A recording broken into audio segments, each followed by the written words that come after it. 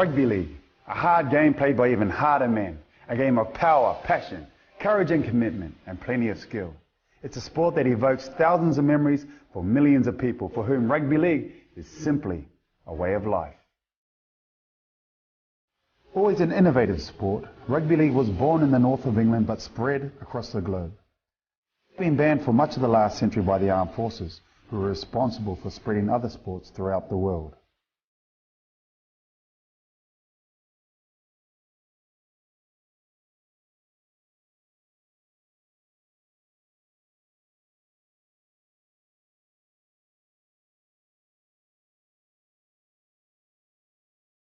New Zealand were the first tourists in 1907, and Australia began playing the game the following year. It was also the dominant code in France until the Second World War, when the Vichy regime outlawed it. But France hosted the first World Cup in 1954, won by Great Britain. Ashes Test between Australia and Great Britain became legendary, whilst the South Pacific nations embraced the game.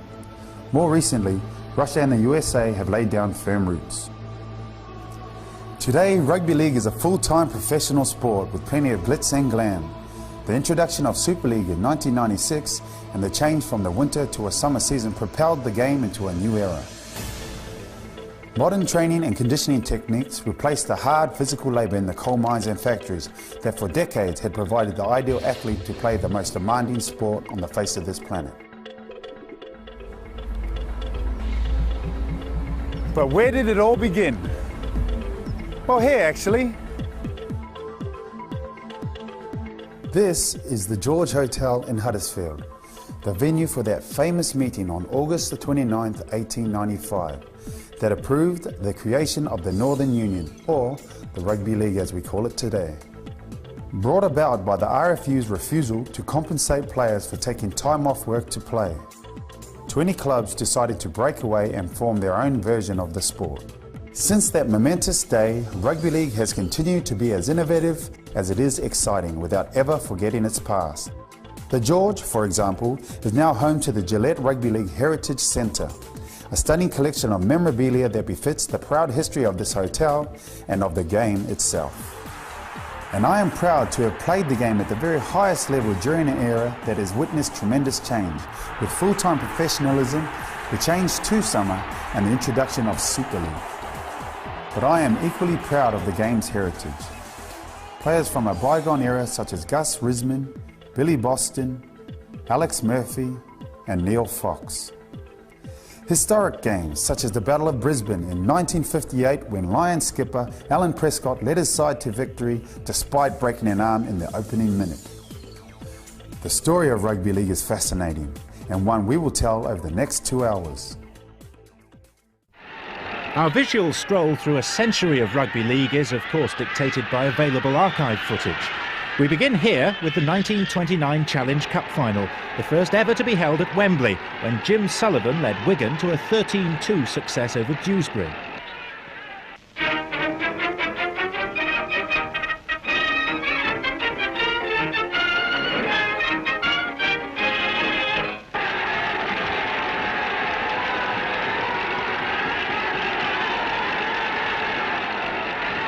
Wembley as a venue proved an instant success. With the exception of the war years, the Empire Stadium would stage the Challenge Cup final every season until the end of the century. St Helens are playing in blue, Witness in black and white.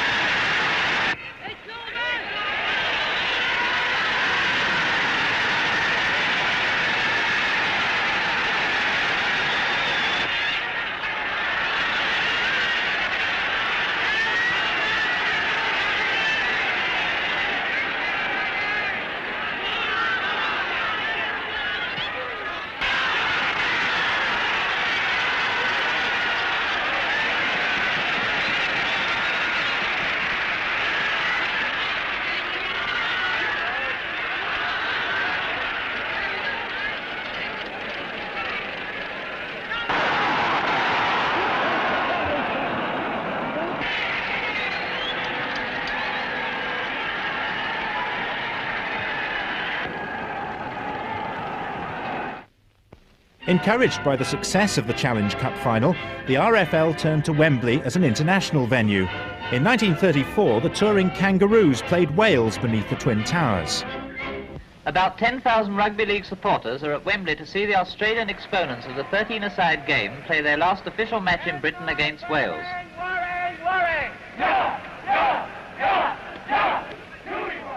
Proceedings open with the visitors' haka, and it is soon seen that the war cry is meant in earnest as the Australians in dark shorts start the scoring.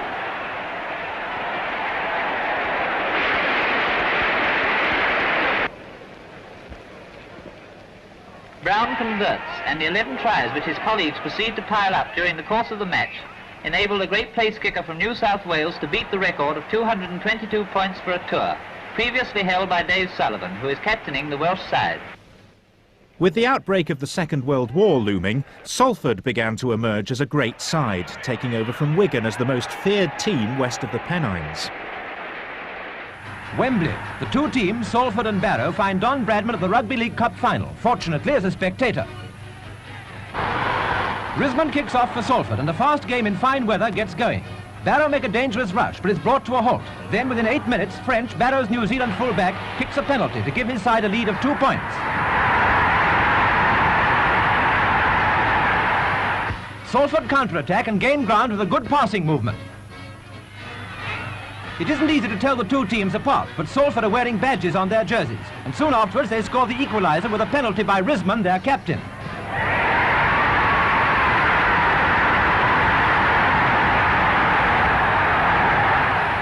The teams change over, Salford having a 2-point lead, and the game continues at a furious pace. It's an all-Lancashire battle, though 8 of Salford's 13 originally came from Wales.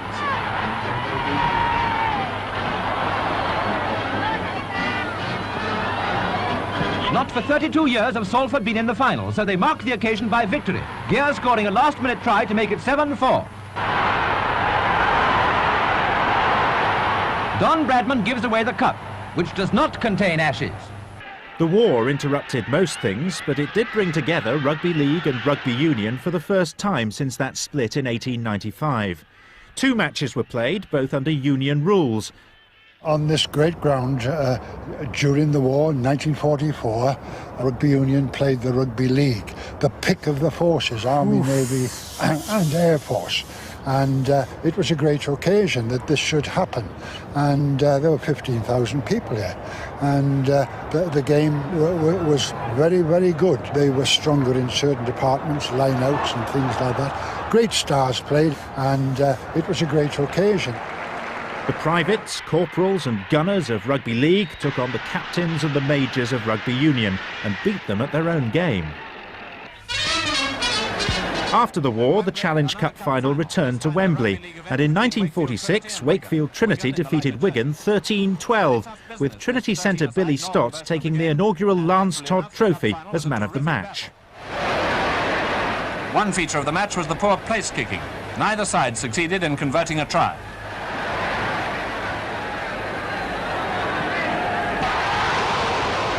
Wigan had taken an early lead and they held on to it. Our cameramen made a good record of 2 spectacular tries. The first by Jolly, who went through on his own at jet-propelled speed.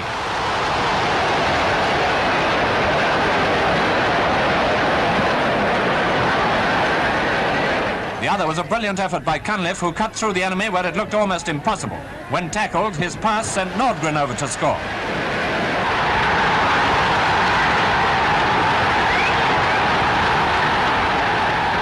The match was a close thing, with Wigan looking like the winners till nearly the end when a penalty against them was taken by Wakefield skipper Stott, and this time the kick was okay. So Wakefield won the cup by 13 points to 12. Amid scenes of great enthusiasm, it was presented by the Prime Minister. Afterwards, everyone wanted to congratulate the team who'd won the trophy for Wakefield after so many years, and they also wanted to touch the cup, or at any rate have a darn good look at it. The post-war boom for the game saw a dramatic rise in attendances at Wembley. A party of 450 miners were part of the world's record crowd of 80,000 who were at Wembley to see the Rugby League final between Leeds and Bradford Northern. Excitement was naturally high as the teams came out. Bradford Northern in white knickers and hooped shirts. The Duke of Gloucester met the teams before the kick-off.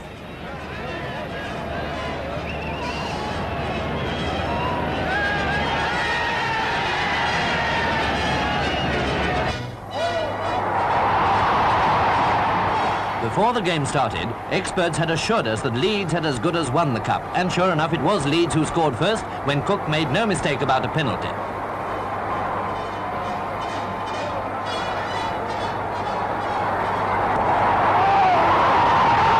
At half-time, the score was still 2-0 to Leeds, but Walters and Davies combined to alter that, Walters going over in the corner.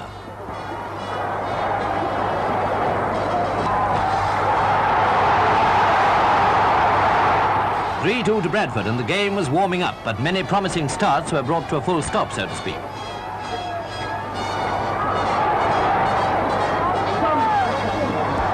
A minute later, Bradford lost their lead, Cook doing the penalty trick again and gaining the very warm approval of his colleagues.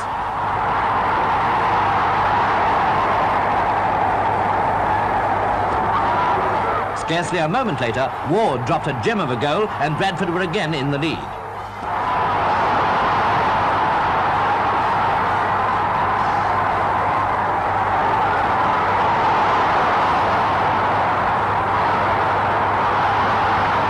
Bradford now had the better of the game, and in the closing moments, a mistake by Cook allowed Foster to score in a very gentlemanly fashion. So Bradford Northern had won by 8 points to 4, and nothing remained but to collect the cup from the Duke of Gloucester. While reflecting that the experts are not always right, we warmly congratulate Bradford on winning on their first visit to Wembley. Leeds had not had a try scored against them at all. They had goal kicks but no tries, and they were hot favourites at Wembley. But on the day we did the job and won by 8 points to 4 and came home to thousands upon thousands of people outside the city hall at Bradford. You couldn't put a pin between the people. A most marvellous reception, and that was the start of 3 visits. Northern lost the trophy the following year, beaten 8-3 by Wigan. But they would regain the famous piece of silverware in 1949 in front of the first ever capacity crowd for a Challenge Cup final. Price won the toss for Halifax, so Bradford kicked off.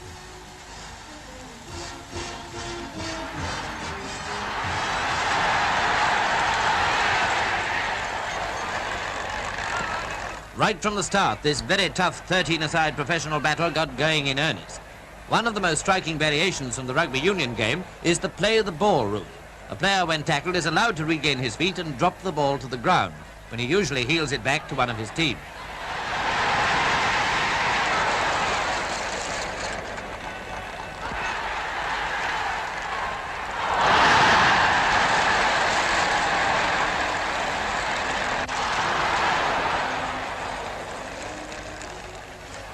Bradford's powerful and aggressive tactics were rewarded within 10 minutes when Batten opened with a try far out.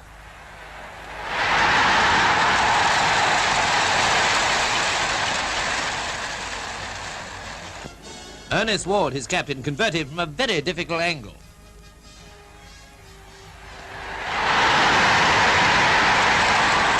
The Duke of Edinburgh was among those watching the match with keen enjoyment, and in the second half, spectators saw Bradford Northern go further ahead. After half an hour, Ward kicked a penalty, and from now on it was almost all Bradford, though Halifax fought hard, and as you see, this is a real he-man's game. 10 minutes from the end, Foster went over for Bradford. Ward converted to give his side victory by 12 points to 0. He, by gum, it takes it out of you, says 18.5 stone Frank Whitcomb. Worse than toothache, think Halifax. The cup, a magnificent trophy, was presented to Ward by the Duke.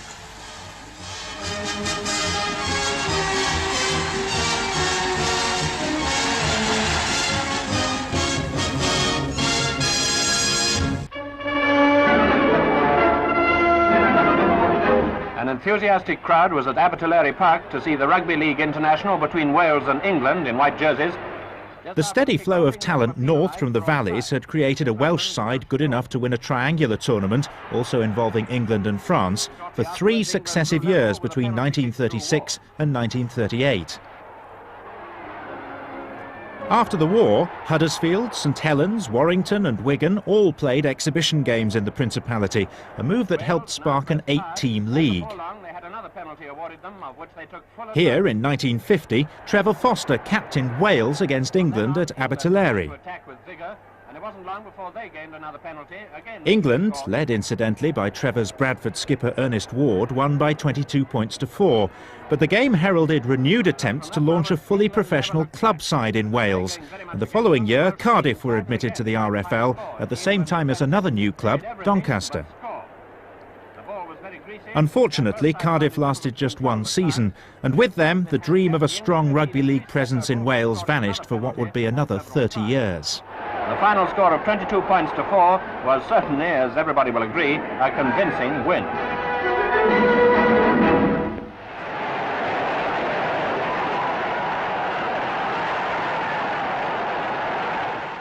Back amongst the teams in the heartlands, Workington Town were fast emerging as a force to be reckoned with in only their 4th season in the league.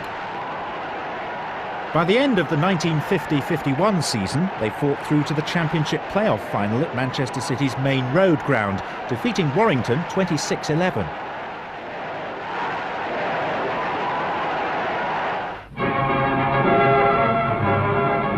The first of this year's Rugby League Test, played at Offical Stadium, Bradford, brought a win for Great Britain. The visit of the 1951 New Zealand tourists was a major milestone for Rugby League, especially off the field. Maori in the side, Andy Berryman, led the Kiwis in their war cry. New Zealand kicked off and England in white were soon attacking. On October the 31st, the Kiwis played Bradford Northern at Odsal in the first properly floodlit game. The significance of this achievement is perhaps best illustrated by the fact that the Football Association wouldn't reach the same level of technological advancement for another 5 years. Here we see the Kiwis back at Odsal for the first test, won by Great Britain by 21 points to 15.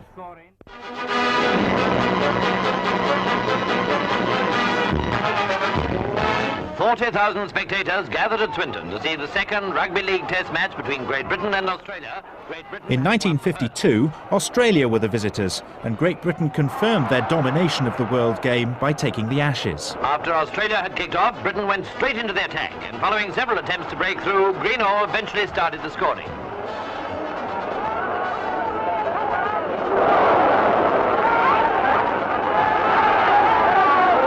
Keeping on the offensive, Britain went further ahead when Castle dashed over in the far corner.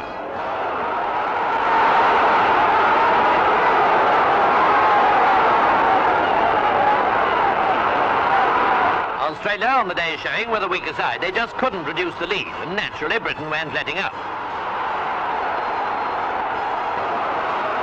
After an Australian infringement, Ward kicked a beautiful penalty.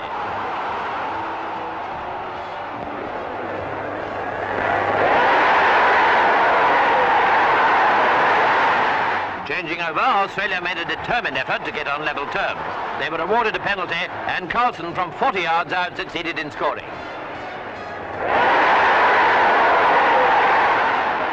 There's no doubt that Great Britain were in cracking form, and after several near misses, Horn dropped a neat goal.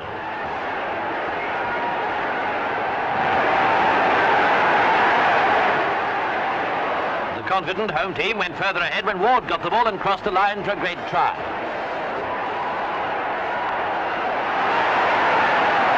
Just before full time, Australia managed to score again, but the final total of 21 points to 5 gave Britain back the Ashes. At the Parc des Princes, Paris, France met England in their final International Rugby League match of the season. One of Rugby League's most popular tournaments in the 30s, 40s and 50s was the European Championship, made possible by the emergence of France on the international stage in 1935. Now England went on to the offensive, and following a swift passing movement, Greenall set his teeth and dashed over to open the scoring. Very shortly afterwards, Greenall repeated his success when, fairly scattering the French defence, he put his team still further ahead.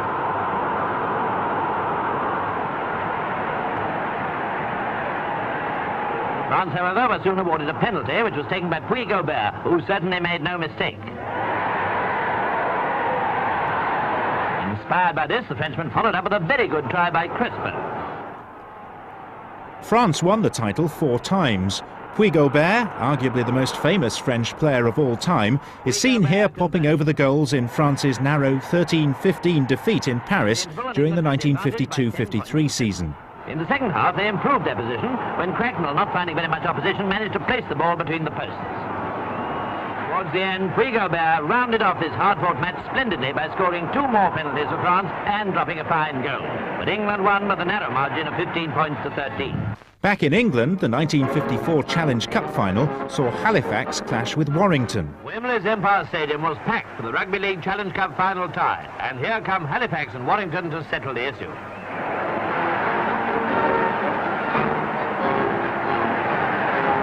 The teams were presented to Lord Derby. First Halifax wearing ring jerseys, now Warrington.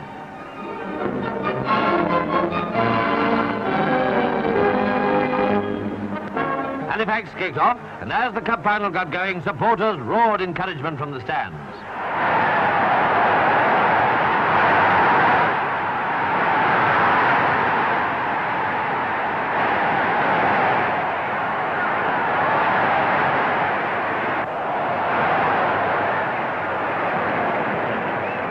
The first goal came after a quarter of an hour when fullback Griffiths kicked a goal for Halifax. The match continued at high pressure, but close marking made it impossible for either side to break through.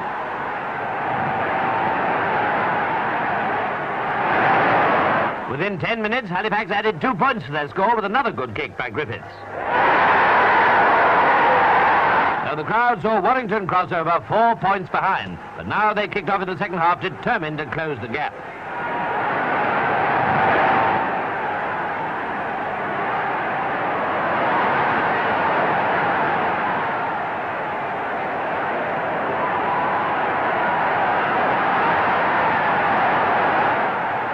After 10 minutes of hefty give and take, a Halifax infringement gave Warrington a chance, and Bath took it, 2-4.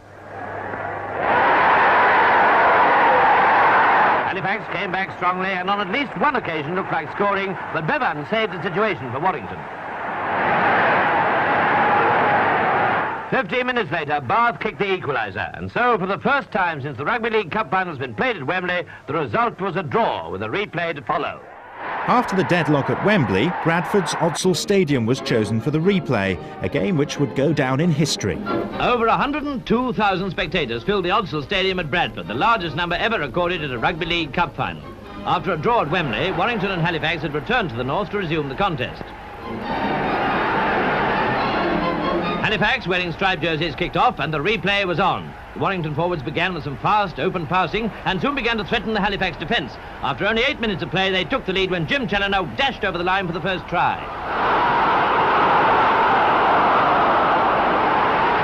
Halifax started to retaliate, but they were prevented from scoring by very sturdy defence.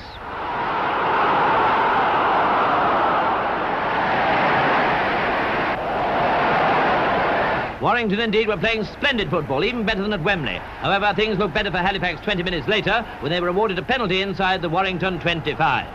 Griffiths took the kick.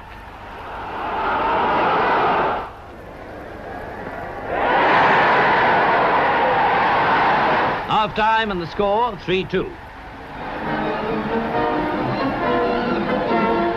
Warrington opened up the game again with some very fast passing movements which looked pretty dangerous and in fact almost resulted in some additional points.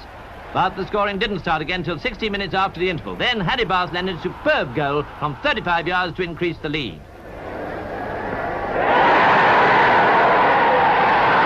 Just 4 minutes later, McCormick obstructed Daniels, the Halifax wing 3Q. Griffiths again took the kick. At this stage, Warrington were only 1 point ahead. 7 minutes later, Jerry Helm, the Warrington scrum half, took a pass near the halfway line. After a splendid run, he got the try that guaranteed victory. With the final score 8-4, the crowd poured onto the field to congratulate the players on a first-rate final. With the game on a high following that huge world record crowd, Great Britain headed down under for the 1954 Ashes series. The English and Australian teams were presented to Governor-General Sir William Slim before their big match at Sydney. A colleague gives us his report. Australia in dark jerseys kick off and the ball moves smartly into play. Big men and speedy, it's an international battle of the giants. Brilliant halfback Holman contests the scrum with Englishman Helm. Handling well, the Aussies are on the attack from the start.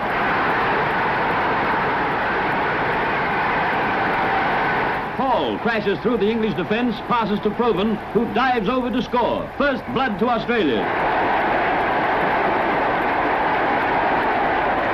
Captain Clive Churchill seen in slow motion as he short kicks and follows on. Star Welshman Lou Jones gathers the ball, cleverly fends off Churchill's attack and kicks upfield. A crowd of over 65,000 sees Australia piling up points. Hard tackling is a feature of the game. Churchill comes to the aid of Englishman lock forward Trail with an injured rib. Now England fights back as the three-quarter line swings into action. Helm runs across field and passes to Jones, who gets clear of Crocker, but runs into a storm centre when Churchill brings him to earth with a solid tackle. It's enough to make you swallow your dentures as England presses desperately to make up leeway. Now Silcock breaks away and makes a dash for the line. A brilliant run for a heavy forward that just outpaces the opposition.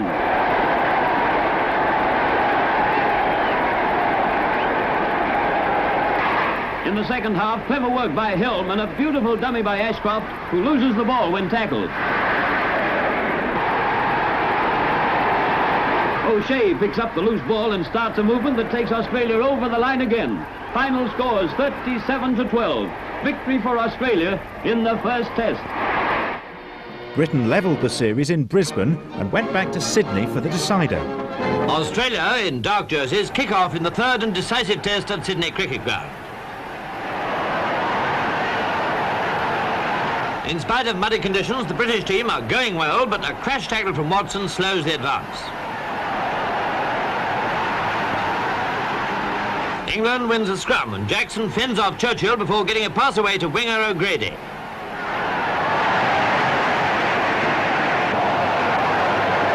O'Grady passes inside, Ashcroft takes it well, and it's first blood to Great Britain.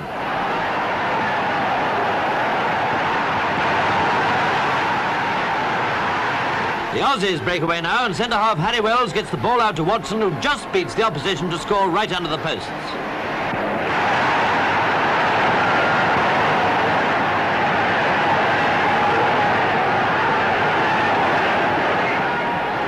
And now for that disputed try. Either Wells made a double movement or he was forced over by a heavy tackle. Anyhow, it was allowed by the ref.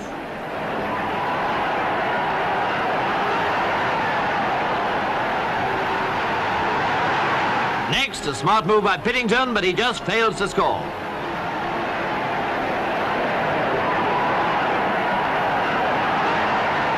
Once again, Wells bursts through and Pittington scores, giving the Ashes to Australia by 20 points to 16.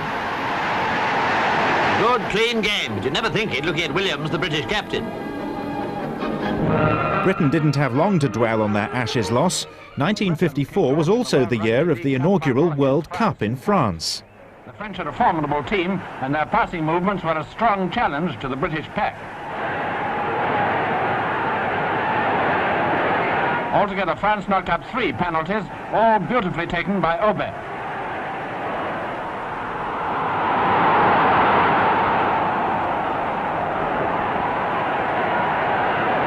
But clever British tactics received their reward in a fine sequence of scoring.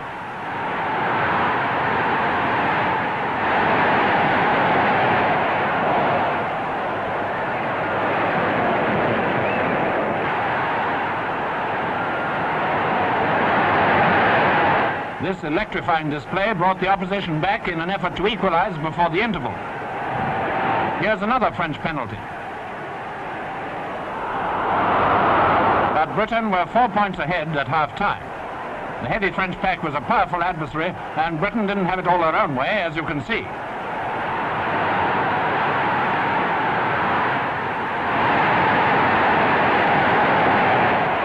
But these setbacks only urged the British on to greater efforts.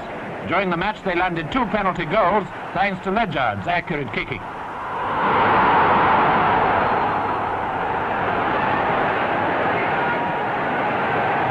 Although France increased their score to 12 points, their performance was completely overshadowed. Champions of the world by 16 points to 12. What a day for the team and their captain, David Valentine. 2 years later, Britain regained the Ashes to add to their World Championship crown. Great Britain, in white, met the Australian tourists at Swinton in Lancashire for the 3rd Rugby League Test. Determined to atone for that severe defeat at Bradford 2 weeks before, we drew first blood when Little broke through and went over. Davis converted. A victory now would recover the Ashes which we lost in Australia in 1954. We made 3 tries in the second half. This is Sullivan's. A triumphant total of 19 points to Australia's 0, with Boston of Wigan completing the scoring sequence. Britain relinquished the World Cup to Australia in 1957, but the following year returned down under for another Ashes series. They lost the opener in Sydney and 3 weeks later travelled to Queensland for what would become perhaps the most famous of all Ashes tests, the Battle of Brisbane.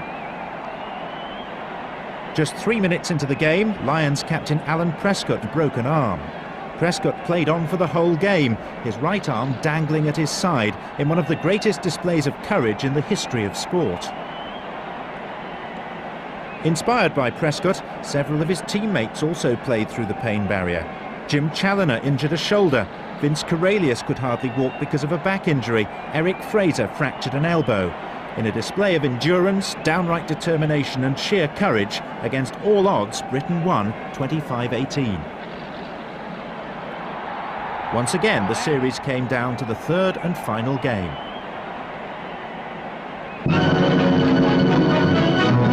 Shake hands, friend. In a moment, we'll be at war. It's the third and decisive Rugby League test at Sydney.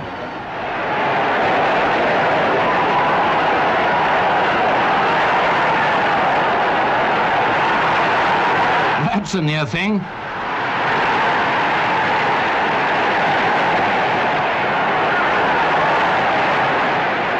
Great Britain opens well with a movement that foxes the Australians, and Ike Southwood goes pounding over.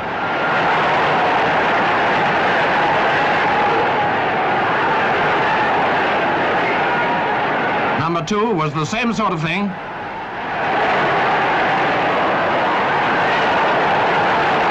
This time it was Albert Terry flinging himself across.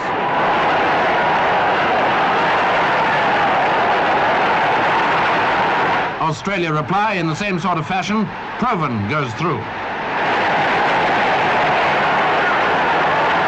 Not long afterwards, Holmes followed the example, but Australia were behind on points. It was really worrying for the crowd when we opened up in the second half, a dazzling sequence of scoring which brought our total up to 40 points against Australia's 17.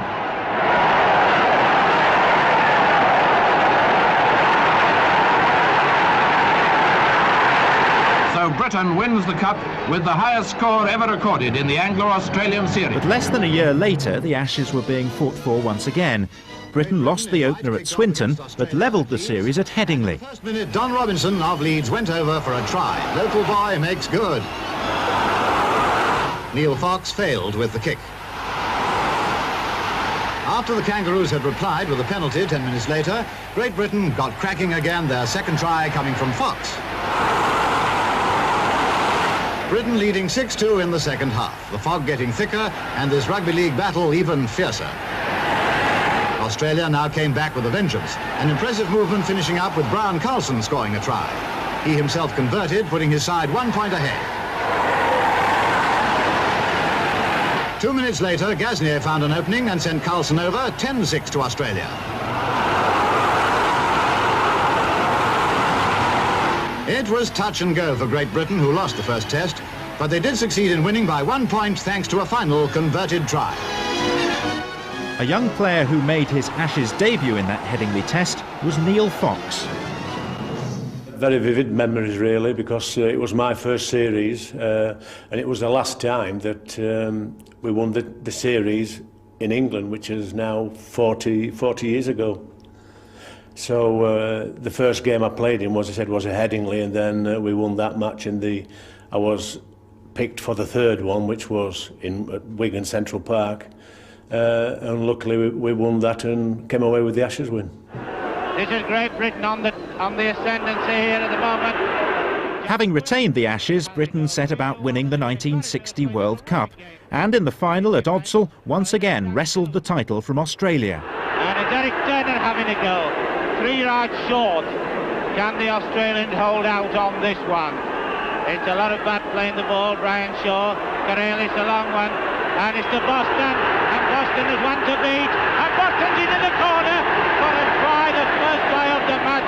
There is Billy Boston, and the crowd all very excited. The first try for Great Britain scored by Billy Boston. McTeague, Corellis, inside to Murphy. Murphy going nicely away, looking for Sullivan. Sullivan takes it. Sullivan will go into the corner. Sullivan's into the corner, and it's a great ground by Sullivan. The Australians are Tony Brown, and Tony Brown breaking away. Yes, Tony Brown. He's looking for Harry Wells. He's looking for Carlson. He's giving it to Carlson. Carlson's into the corner. Carlson's in for the first try, and a very, very good try indeed made by Tony Brown. Well, it's Great Britain in an attacking position. 25 yards out. They've got 7 points lead, 10 points to 3, and left for play, according to our watch, is a couple of minutes. And it's time. It's less than a minute. Less than a minute. So it's time, and Great Britain win the World Cup, taking it from Australia, the holders, after winning this rather sensational match by 10 points to 3. At Wembley in 1960, 21-year-old Neil Fox, now an established star of the game, set a new point-scoring record for a Challenge Cup final, with 20 in Wakefield's 38-5 demolition of Hull. Inside one to Neil Fox. Neil Fox is strong enough to score in the corner, and he scores in the corner.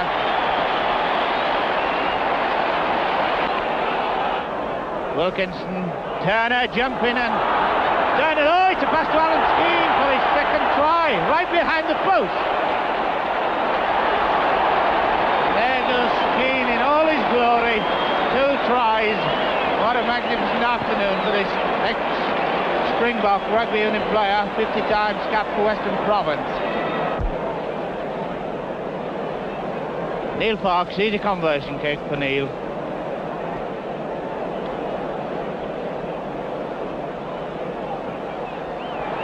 And he kicks it 23 points to 5 for Wakefield. Whiteley breaking away, looking inside, but he's lost the ball, and Round is there to take the cover. And Round is running nicely. He's got Neil Fox inside him. What can Neil Fox do? Neil Fox is going over for a try. Nobody will catch him, but it will be too late if they do. Round behind the post. What a grand try to Neil Fox. Simple as that. Easy kick, left leg, and the flags are up.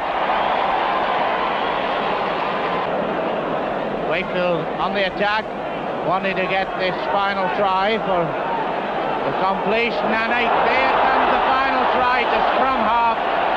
Keith Holliday goes near enough to behind the post for Fox. Chance of a go. 36-5 for 38. Yes, very easy, good goal. 38 points to 5. And it's the time. Time has gone, and Wakefield have won the Rugby League Cup by 38 points to Hull's 5. I got a record which has just been equalled, 20 points, which was 7 goals and 2 tries, and a try then was 3 points, where it's 4 points now, so I would have had another couple of points had I been playing today. But yeah, the first Wembley final and breaking the record was a nice achievement, and very proud to be associated with Wakefield Trinity at that particular time. The game was booming in the early 60s. As well as Neil Fox, other legendary figures such as Billy Boston and Alex Murphy were emerging. Here we see Boston and Murphy both scoring against the 1961 Kiwis at Headingley. Great Britain had started as favourites against the untried Kiwis, and they seemed to be into their stride when Boston went over for a try.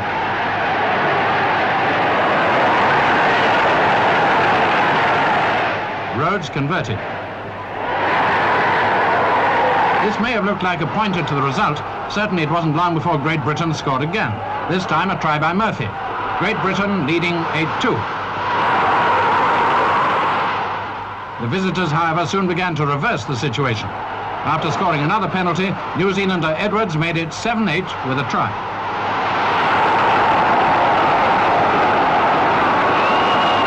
Conversion plus another converted try sent New Zealand into the second half leading 14-8.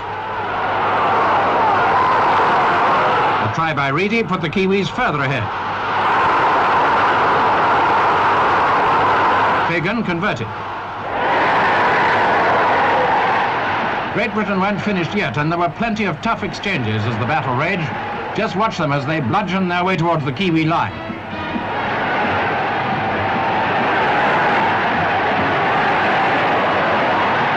The home 13 were awarded when Boston went over for his second try. To many people's surprise, however, New Zealand were right on top, and two more tries, both converted, resulted in their great victory, 29-11.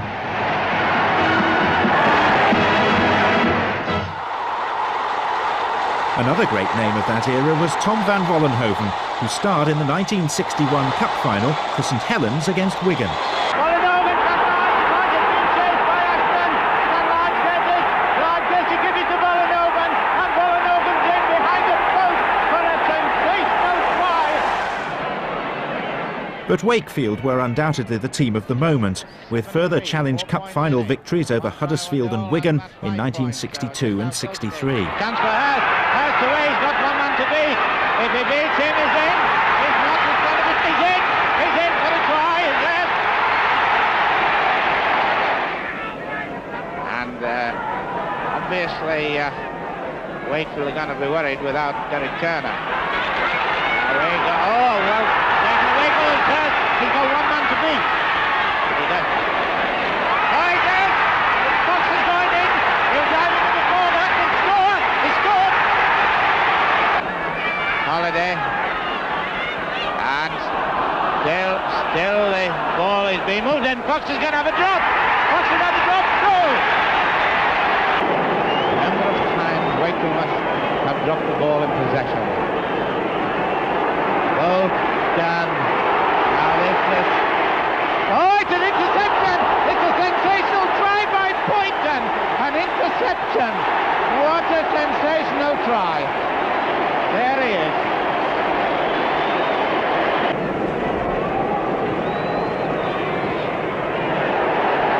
It's 10 minutes to go. Had a very good game, Poynton. Turner. Spearman. Coits it in for a try.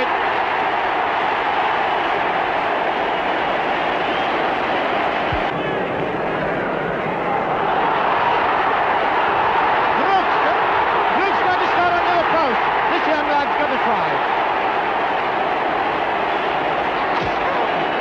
And he side-stepped round the photographers, and it is time, according to our reckoning. So the stand with a vengeance that goes for it. 2 points. A joyous moment for Derek Turner. Tough, solid forward. And there's his club gem on the left. Steve Marshall Montgomery to present the cup. And what about it, Derek? One for us, one for all those boys. Tremendous career at Wakefield. I played there about 15, 16 seasons, so I've got a lot of feeling for the club, although later years I did go to other clubs to help out, basically. But my heart's always been at Wakefield, and the team then was a tremendous team, and that was the start of Wakefield Trinity getting on the world map, because we were that successful at that particular time in the early 60s. Widnes took the 1964 final, the first time that substitutes had been allowed. Not enough on, says the referee. Overlap. Frank Myler. And I say that with a bit of noise in my voice because it's always dangerous, 15 yards out. He's in on it, amazing for a try. Frank Myler. The big, burly, possible lad, in for a try that finishes the match.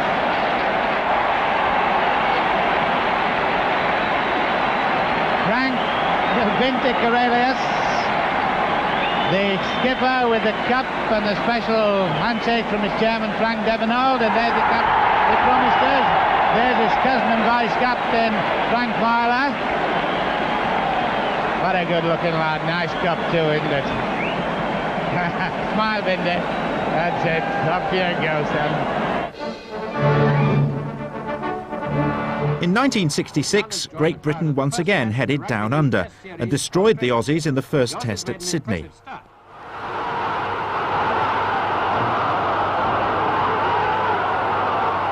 A precision-made kick from Summons is snapped up by Irvine, who throws himself over the line to give Australia a quick, short lead.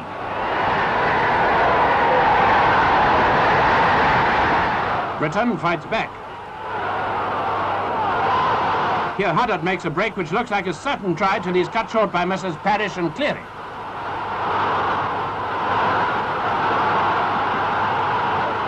Fix those palmies. The tables are turned with a three-quarter attack which leaves the defence defenceless. Turner helps himself to a try. Huddard again, all 15 stone of him, zooming up the pitch like a jet-propelled tank, but gallant Gasnier puts him down. Soon he's being gently pulled apart. Then a quick heel and fast passing give Britain her chance.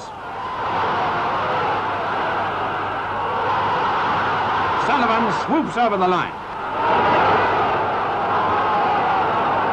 The second half and Australia's second try coming up. Gasnier burns up the pitch but only just makes it.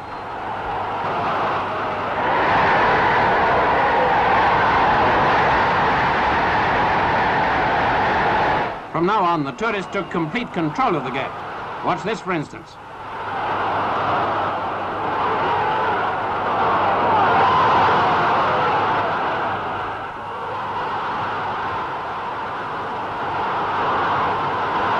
Bolton leaves the defence floundering.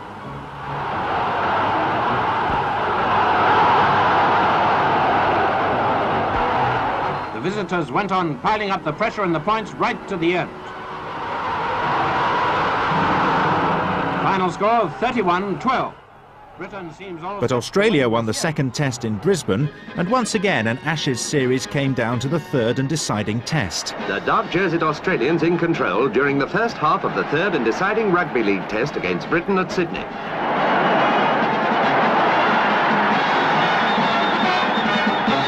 The Kangaroos pile on the pressure and open up the play.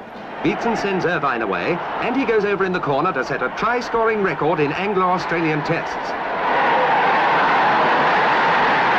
The Kangaroos lead 8-2 at half-time. Covering loose ball, Diamond is kicked in the back by Cliff Watson. The British forward is sent off, and for the second successive test, the tourists have to play a man short.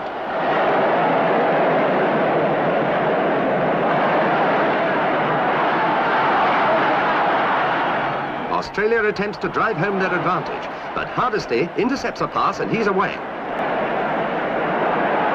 And it's a try for Britain. There's now only 1 point between them, and Australia strike back. And here's that controversial Australian try by Irvine. Britain claims a knock-on, but the referee disagrees.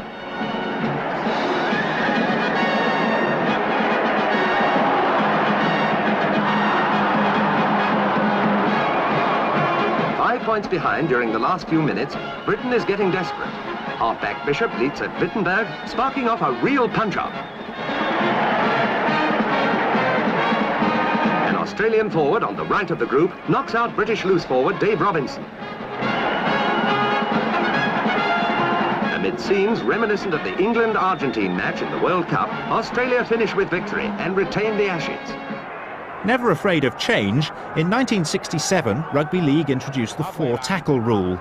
At Wembley, Featherstone defeated Barrow. Away goes Sam this time, this is the chance. He's going inside to Brophy. Brophy's under the post, he must be. Brophy's in for a try, Tom Brophy. 2 yards out. Good run, good run. Arnold Morgan, the boy who bowls Agam, he's in, he's in. It must be a try, and it is 3 points.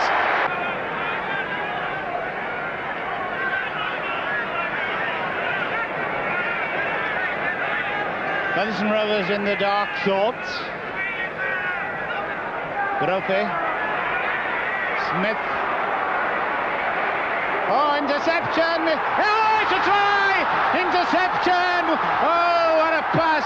Oh, what an interception and what a try to go on Thomas! No wonder! Thompson, Dula, Smales, Jordan, good football, movement, Gretrick, strong lad, he'll keep going as long as he can. 25-yard line. Going on his own, Dula going on his own. Smales it over, Smales it in for a try. And there's the captain, Malcolm Dixon, a miner from Yorkshire, and there's the Majesty looking with a nice smile and a green suit and hat, and what a nice smile for Malcolm Dixon, Duke of Edinburgh. There's the chairman, and there's the cup for your... As the 60s progressed, St Helens emerged as the strong force, with 3 championships, 2 Challenge Cups and 3 Lancashire Cup wins between 1965 and 1971. Thank you, Malcolm. St Helens were a very dominant force in the 60s, which was one of the reasons why I signed for them in 1961. Apart from being a local lad, I mean, when I signed in 61, they had a galaxy of stars. You know, they were drawn from all over the world. You'd homegrown talent like people like Austin Rhodes and Alex Murphy. You had South Africans like Tom van Vollenhoven. You had international names like Dick Huddart and Vince Corelius, and they were buying and selling stars every week. I mean, you know, it was rumoured that Saints bought a player on a Monday, sold him on a Tuesday, and bought another one on a Wednesday, and it was one of the top teams in the game, no doubt about it. Halfway line. But the one Challenge Cup final everyone remembers from the 60s is the famous water splash final of 1968. Oh, it's a try, it'll be a try, it's not in touch, it'll be a try. And Hurst simply dribbled up and went on. Don Fox doesn't mess about very much, he gets on with the job once he's been able to tee it up. And it's not a bad one, in fact it's a good one. Seaborn's kicking. Oh, now then! He's got a bounty and run! This could be a try! This could be a try! This is the passing man. He's still going. Is he going dive in? Oh, they're all after it. It's a try! Is it? What's he doing? He's given a try for obstruction. The referee's given a try for obstruction. Brisbane kicking 9-7, remember, and we're bang on time for a few seconds. And that's bang on the target, and that's the goal. And this amazing game of rugby league in Connobby. Knows who's going to take it. This is the trying to goalie. He could do something. Oh, he's going over for a try. He's going to score a try. It's a try. Sensational last-minute try. Sensational last-minute try. 11-10, and all on this goal. It's not a hard shot, but it is. It's always a hard shot when the match depends on it, and in this weather it's taking all the time in the world because he's allowed to kick it. He can't blow time until it's kicked. It's all on the go. What a grandstand finish this is. He's missed it! He's missed it! It's on the ground! He's missed it! He's a poor lad. On the international front, Britain began the 70s with another Ashes series win in Australia. It bounces right for somebody. It's a try. It's a try, and it was a kick. It was a kick by really but little Roger Millward, followed up. Still going. Great Britain's coming back beautifully from some of these defensive positions. And the touch edge is in for something. And Sid Hines is send off. Send off.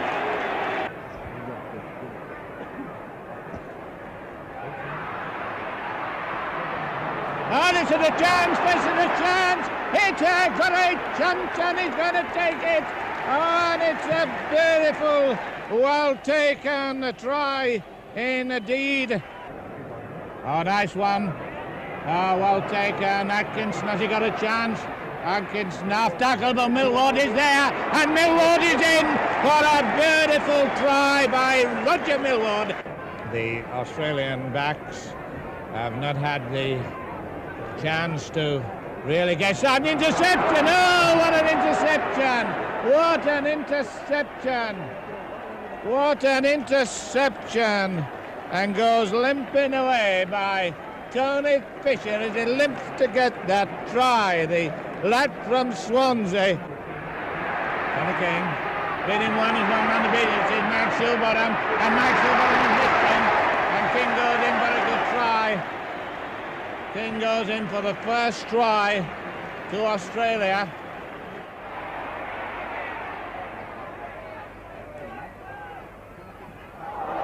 The charge, this could be something if Hartley can keep going with it. If Hartley's over, it's over for a try. Upwood lost the ball. Grant the dummy half. Brass took the ball. Johnny Brass, former rugby union player, those of you, well, Australian rugby union interception. Atkinson under the post. Oh, beautiful interception. Oh, beautiful interception there by John Atkinson. Oh, really going in brilliantly. Oh, to the try under the post. Oh, beautiful try made by Reilly. Oh, made by Reilly. Without any doubt by Sid Hines. Millward. There's a chance for Shilbottom. Chance for Shilbottom. Chance for Shilbottom. And now Atkinson in for a try. Atkinson's in. A great run by Shilbottom. Really? Cliff Watson. Oof. Oh, boy, boy, boy, boy. Oh, boy, boy, boy. Arthur Beetson. And he sent him up. Arthur Beetson has been sent up. Hawthorne.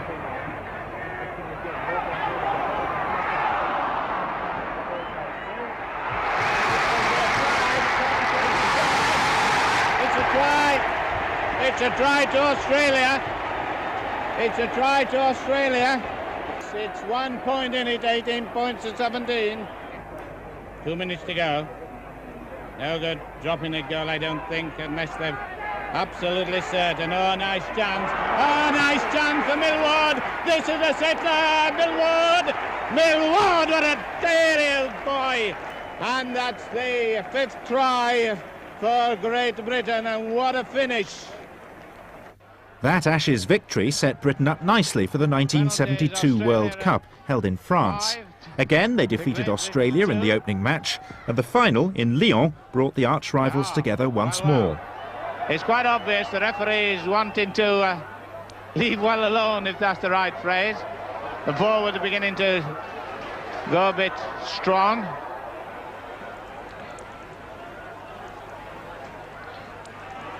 O'Neill.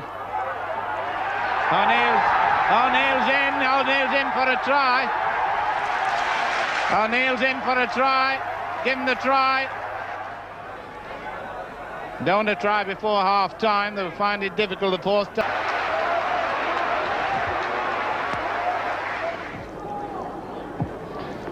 Pushing it deep as far as he can. Atkinson.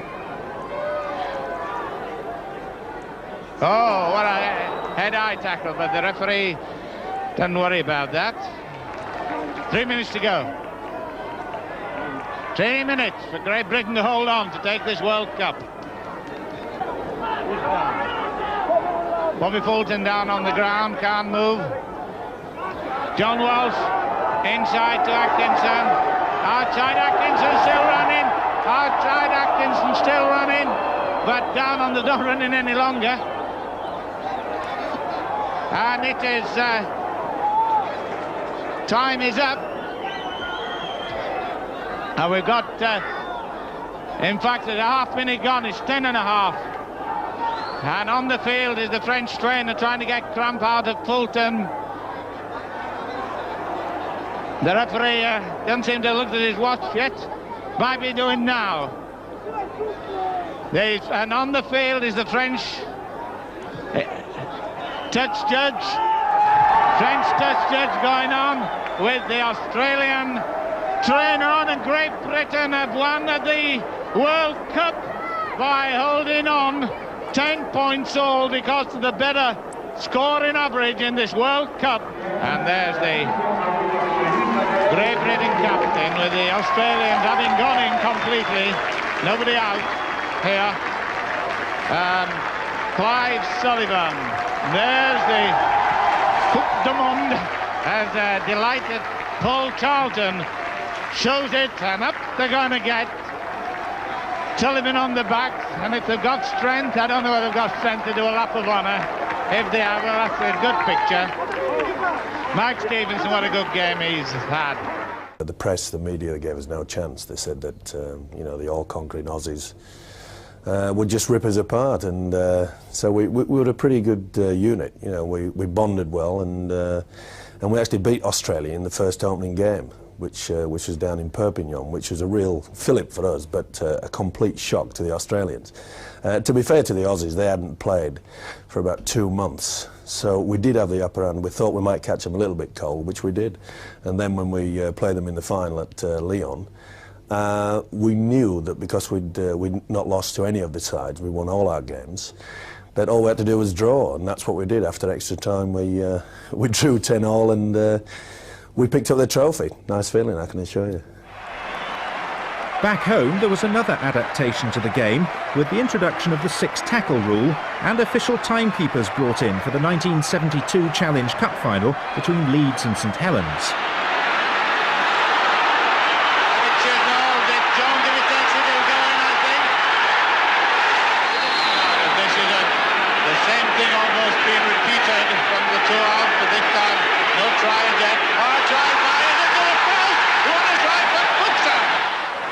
Kel Coslett's kicking was the difference as St Helens won by 16-13. In the 1974 final, Alex Murphy led Warrington to victory in the dual role of player coach and captain. They were trailing at half-time and Murphy had been off injured, but he returned to inspire his team and scored an important drop goal. Murphy will have a drop, and Murphy will kick it, and he jumps for joy.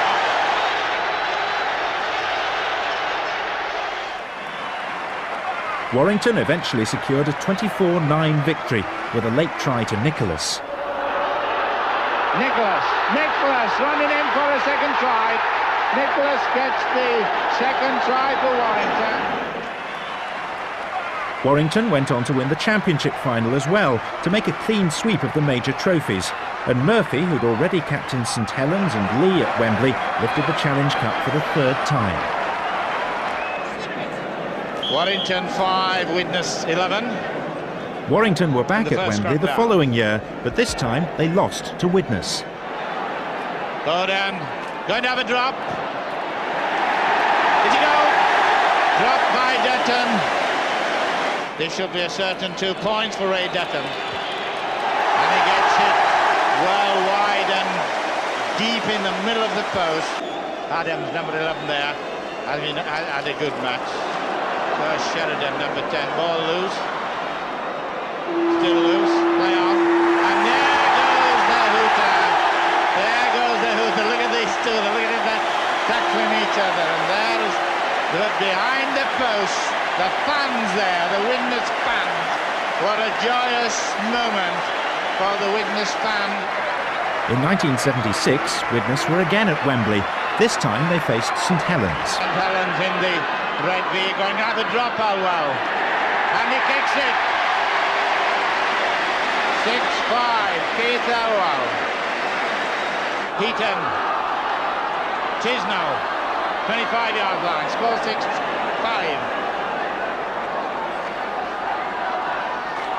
Pimlett having a drop. And a really good drop by Jeff Pimlett.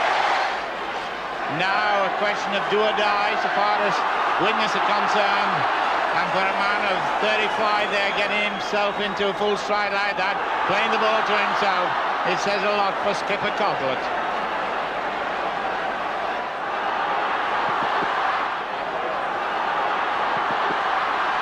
High one, but Pimlett seeking the opening, he's got to go on his own. Beautiful run, beautiful pass to Derek Noonan, and what thrilling rugby.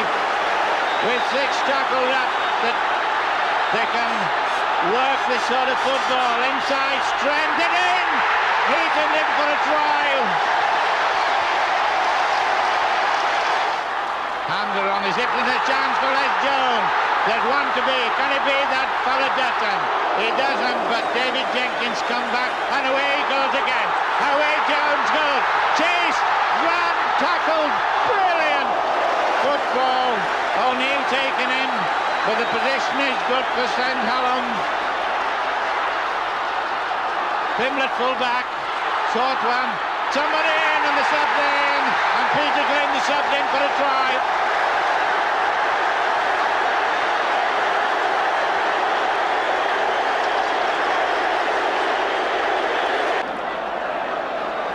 Well, the St Helens putting on pressure and power and strength at the end of this match, and this was the thing we talked about. And I should have shortened it. He bounced it right, is in, and he bounced it right, and he's in, and he battered it down. Peter Glynn. What a moment for this boy. Came on a stub, and his second try, 20 points to 5, and lost. And there goes the hooter to end this dramatic match.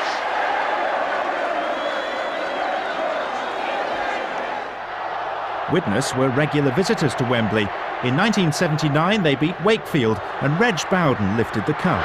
This is a dangerous fella. There could be trouble here for Wakefield. They're going to get close to it. Is he over the line, and he's over for a try?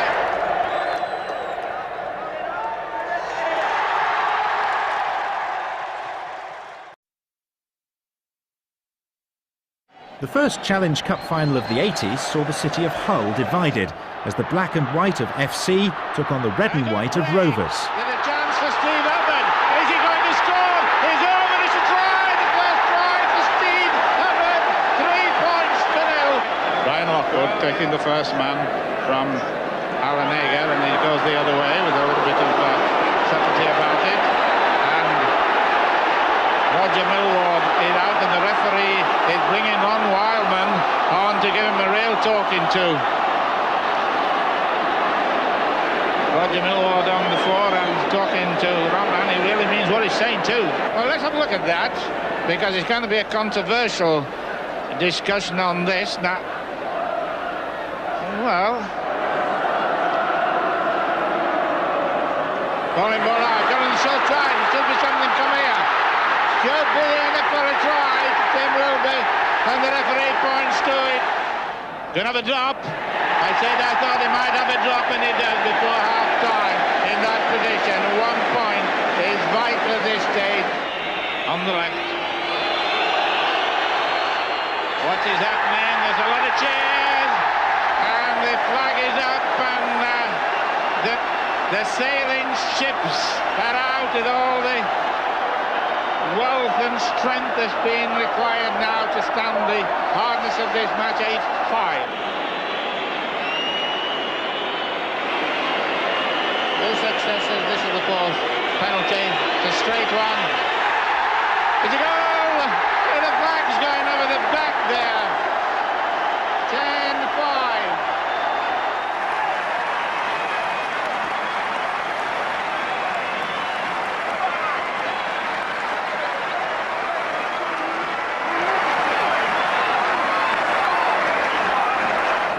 In September 1980, the dream of a professional club in London was realised with the birth of Fulham. With former Widnes great Reg Bowden as their player coach, they opened with a game against Wigan at Craven Cottage. In front of a near 10,000 crowd, winger Adrian Cambriani opened the scoring.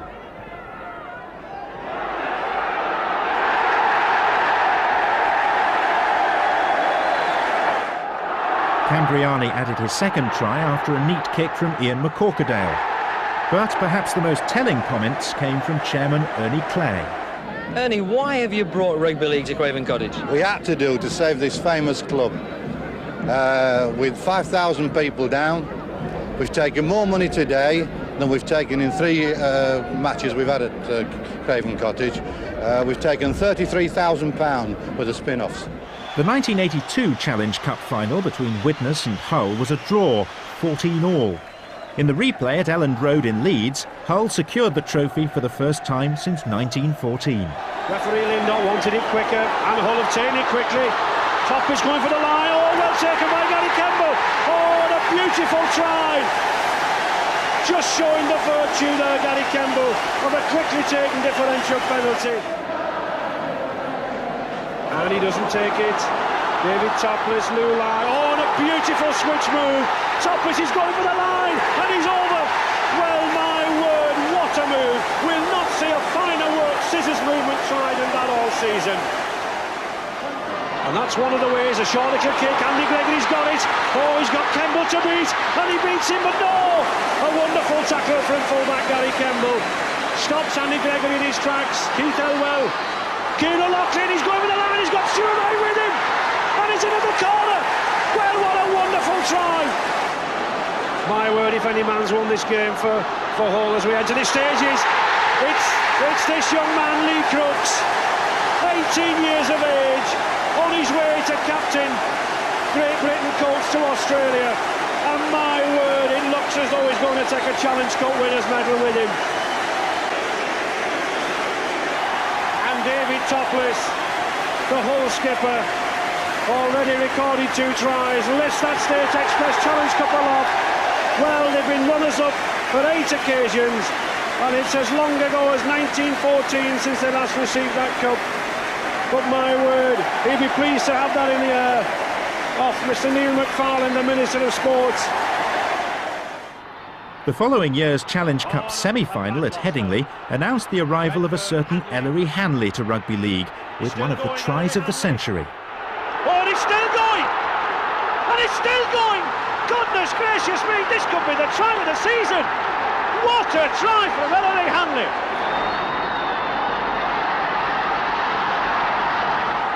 Alan Banks, Hankin, Nigel Barker. Oh, and a good ball to Quinn. He's got the wingman outside him, there's Marsden. He's still going. Oh, and a beautiful ball to Terry Hudson. What a try! Despite Hanley's heroic effort, Featherstone won through to Wembley, where the holders Hull lay in wait. Featherstone playing a very hard, dour game, very professional game. Hudson bringing these forwards on. Smith. Oh, and a good ball to Gilbert. Now this man's got some pace. Oh, well, that was a bad tackle. Well, here we have another record here. This is another first for you. A lovely ball of Terry Hudson to Smith. Just watch Gilbert. He takes the ball wide. Now watch Paul Rose. This is another first. Slipside South Dane O'Hara. Now Paul Rose is coming across now. Is he going in to tackle him, or is he going to chop him in two? Oh, I think he was. And 10 minutes in the sin bin, and that's the first time at Wembley. In 1985, against the touring New Zealanders, a promising young centre called Gary Schofield burst onto the international scene with 4 tries in 1 test at Wigan. Can he get there? And he does! Yes! A tremendous try! Excellent centre play there between Ellery Hanley and Gary Schofield. This New Zealand side should be bouncing. They changed their headquarters from Harrogate to Blackpool this weekend. They had a few bracing breezes on the prom. Well, I hope, Ray, that if they've had a few bracing breezes on the prom, I hope that they've had a few late nights as well, because it looks now as though 1 or 2 of them definitely look a little bit leggy, really. Oh, good run from Fieldhouse to Schofield. He's going for the line. O'Hara's going with him. Yes! Oh, magnificent try! And I think this 3-0 scrum advantage is telling for Great Britain, Alec. Yes, well, I think you can put that down to Jeff Gresham there, because everything that's happening is happening for him. What a magnificent try as we speak here. Schofield was under the sticks, and what a fabulous try. Yes, and a hat-trick for Gary Schofield. White Mel there, tremendous piece of rugby, came from nothing, but what a try to score just after half-time. To Burton, first touch of the ball. Another forward who broke a leg at the end of last season, but now thankfully recovered. Pinner. Oh, lovely dummy from Pinner. He split them open wide. He's got Hanley with him. Schofield, he's going in for his 4th try. Yes! 4 tries in a test match against New Zealand. Loose pass back, it comes on to Ford. He's a stepper forward. Winds up Ford. He's going to get there. Oh, did it again. Oh, there's some good play there that time from Ford. He can step this fella, I'll tell you. This is Lachlan. Lachlan winds up. Lachlan straight through. Australia still going. Lachlan. one, and he's got support too, and loads of, oh, look at this, Henderson Gill winding up as a chase. Gary Jack comes with him, but that's a great try. Oh, Great Britain in, and he does a bit of a boogie. Internationally, the game was booming. Andy Gregory makes another three. Oh, still going, Andy Gregory's got Mike Gregory with him. Here's another try coming up, if he can link up. Gregory, has he got the legs? Down he goes, he'll get there. Mike Gregory has done it for Great Britain under the post. Oh boy, oh boy. By 1988, Wigan were emerging as a truly great side, backed with world-class players like Joe Lydon and Ellery Hanley. Their victory over Halifax that year was the beginning of a remarkable era of total domination.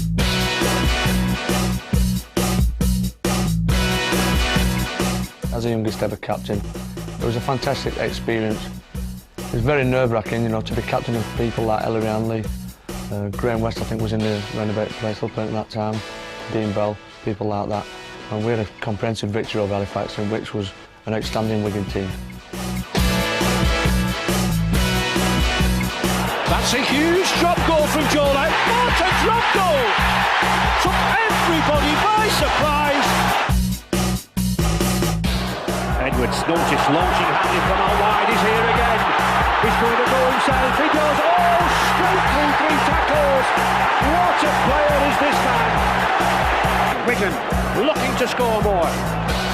That's a good pass. They're queuing up on the outside here. Gregory, good long pass. There's a chance here for Wigan. He's got Hampson on the outside. He's in. It's a try.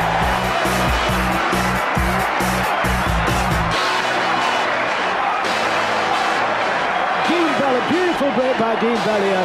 Great support by Ellery Hanley. Ellery Hanley, here he comes. He's great when he's running. He knows what he's got to. He likes that, doesn't he? There it is. The side of the 80s and looking to be the side to dominate the 90s. Hampson. And this is what Wigan can do. They can suddenly strike. He's got Hanley on his outside. Now then, has he got the speed? Has he got the strength to go? He's got Gregory with him. Edwards. A magnificent tackle, but Preston's in. He's in. Oh my word. One of the great tries here at Wembley.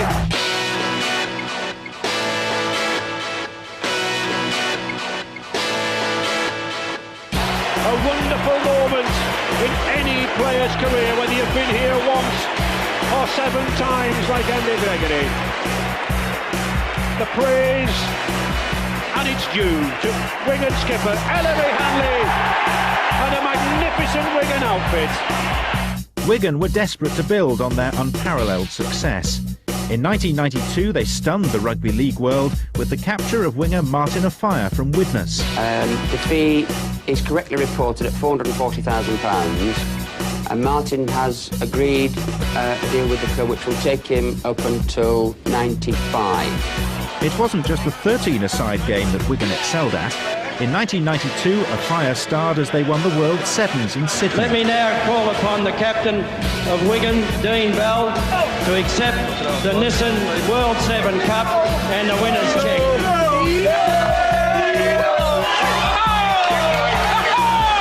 Offiah was the darling of the Wigan crowd. In a Premiership playoff against Leeds at Central Park, he wrote himself into the history books with an amazing 10 tries.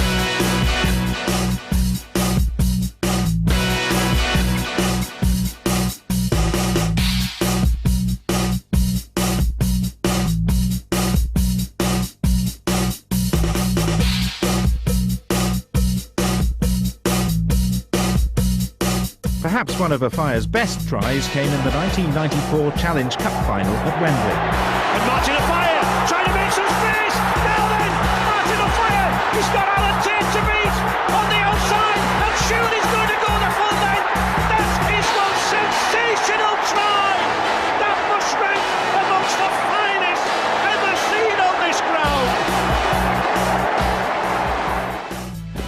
It's not going to get any better than that. You know, that is it. You know, to be able to score a lengthy full try at Wembley in front of 80,000, you know, it's just something that you can't really explain. Something that, you know, owes more to luck and other factors as well as your own ability. Well, pace, notably, I would imagine.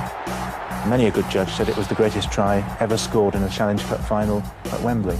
Well, I don't know that, but I know it was definitely the greatest try scored in a Challenge Cup final, but by anybody that lives in my street. Anyway. Well, I think they're travelling very well. They're tackling pretty well, and you know, they've put themselves in a position to win this game. Robinson picked up the dregs. He heads off for the line. Sailor to beat. Does that and puts it down. Well, is he having a game or what? Wigan's domination of the game in the early 90s had been complete, but the 1995 Wembley success against Leeds would be their last. Salford brought an unexpected halt to their 43-game winning run in the Challenge Cup. Oh, and Robinson going for the corner. Magnificent try. He made something out of nothing there. His Royal Highness the Duke of Edinburgh presents the trophy, the 1995 Soup Cup Challenge Cup winners, Wigan again. Whilst Wigan were winning everything in sight, other clubs did all they could to catch up. Back in 1988, Widnes gambled on bringing Welsh legend Jonathan Davis north. I just think I was ready. I'd been offered numerous occasions to go, but I didn't feel I was ready mentally or physically. And you know, I needed another challenge. The offer came in, of course, the financial rewards for it, and things weren't going well in the Welsh side. So, you know, that was the reasons I went. But I felt that the game was far simpler than rugby union. You know, not as many rules. If you get the ball, you run with it, you try and beat your man.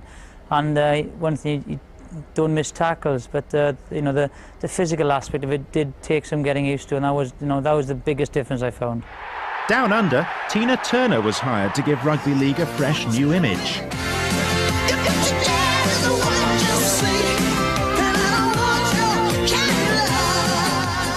Having achieved everything in the British game, Ellery Hanley was keen to prove himself in the best competition in the world, Australia's Winfield Cup. In 1988, he helped Balmain to a grand final. Later, he joined Western Suburbs.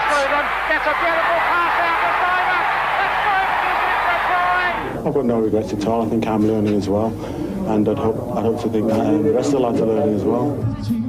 In 1989, Rugby League ventured across the Atlantic. Prompted by former gridiron player Mike Mayer, the RFL were keen to break into the sports-mad American market. To test the water, Wigan and Warrington agreed to play a special exhibition game. So the dream that Mike Mayer had 12 years ago now becomes a reality. Wigan and Warrington are both here, and history beckons. They're the first British teams to play on American soil, and this famous Milwaukee County Stadium will have seen nothing like it. This is the guy who has to make rugby league acceptable to the American viewer, with a little help from Keith Macklin, Art Ekman. Already some confrontation between this rivalry. Duel number 11's Dennis Betts. It's Boyd and Hanley in the thick of it. Now, the referee was a wee bit afraid of this before the game, that they'd have a rumble at the first scrum just to sort out. I doubt if anyone will be seriously hurt, Art, but one or two of the forwards have personal rivalries over many years, and they're having a little sort out. Some of the happy fans here in Milwaukee. Good support. Nice move this time by Betts. Kiss gets it back to Lucas. Ian Lucas, an antiques deal of our profession. We counted only 5 players that don't make rugby their total vocation. That's Goodway. Goodway. Andy Goodway. He scored. Explosive style. Yes, he scored. Goodway. So the 27-year-old lad, who was known as an innovator as well as an explosive player, went for the explosion this time. A lot of action, fast-paced. It's a lot better than American football, I think. No pads, no helmets. The hits are real good. They don't have padding or anything like that, and you can hear them get hit. It's tough. It's a lot tougher. It's fun to watch, though. It's great. Yet another deep kick by Andy Gregory, and he gains something like 50 yards. Lyon has got all that way to go. What amazes me about Andy Gregory, we've mentioned he's only 5'5". Well, Mr. Holdsworth has blown with 2 minutes left on the scoreboard, but Mr. Holdsworth is saying my watch is the only one that matters. So the game is now over. So a surprise for those of us watching the scoreboard, and I think it just emphasizes, Keith, that the sole authority out there is that referee. Yes. In Rugby League, the referee is the final arbiter. Joe, that's the first American Rugby League match over and done with. What did you make of it? Well, I thought both teams put up the best performance they could on the night. It was a hard game with nothing asked, nothing given. It was just hard and rugged like rugby league should be played. I felt a little sorry that there weren't enough gaps. We played on a very small pitch, short in length and in width, and there weren't enough gaps to make it a good running game. But the lads tried their best. They tried to play the best football under conditions, and when it came down to it, they were after a win, and that dictated the way the play went.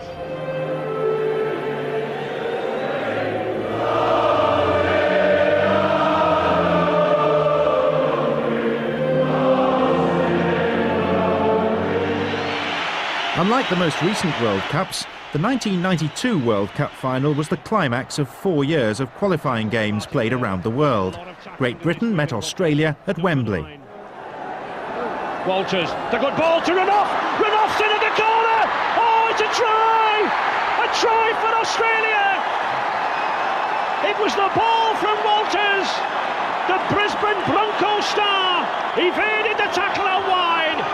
It was a great ball here from Kevin Walters. It was a long ball, long flat ball, and the defensive player just lined up on the wrong side of Renouf, and Renouf is a noted try scorer from Australia. And a vital kick. It's the superb effort from Mal Meninga. Praise from the British crowd. A hero in Australia, a hero when he was in St Helens. Mal Meninga, the world champions. 1992, the World Cup. 10 points to 6.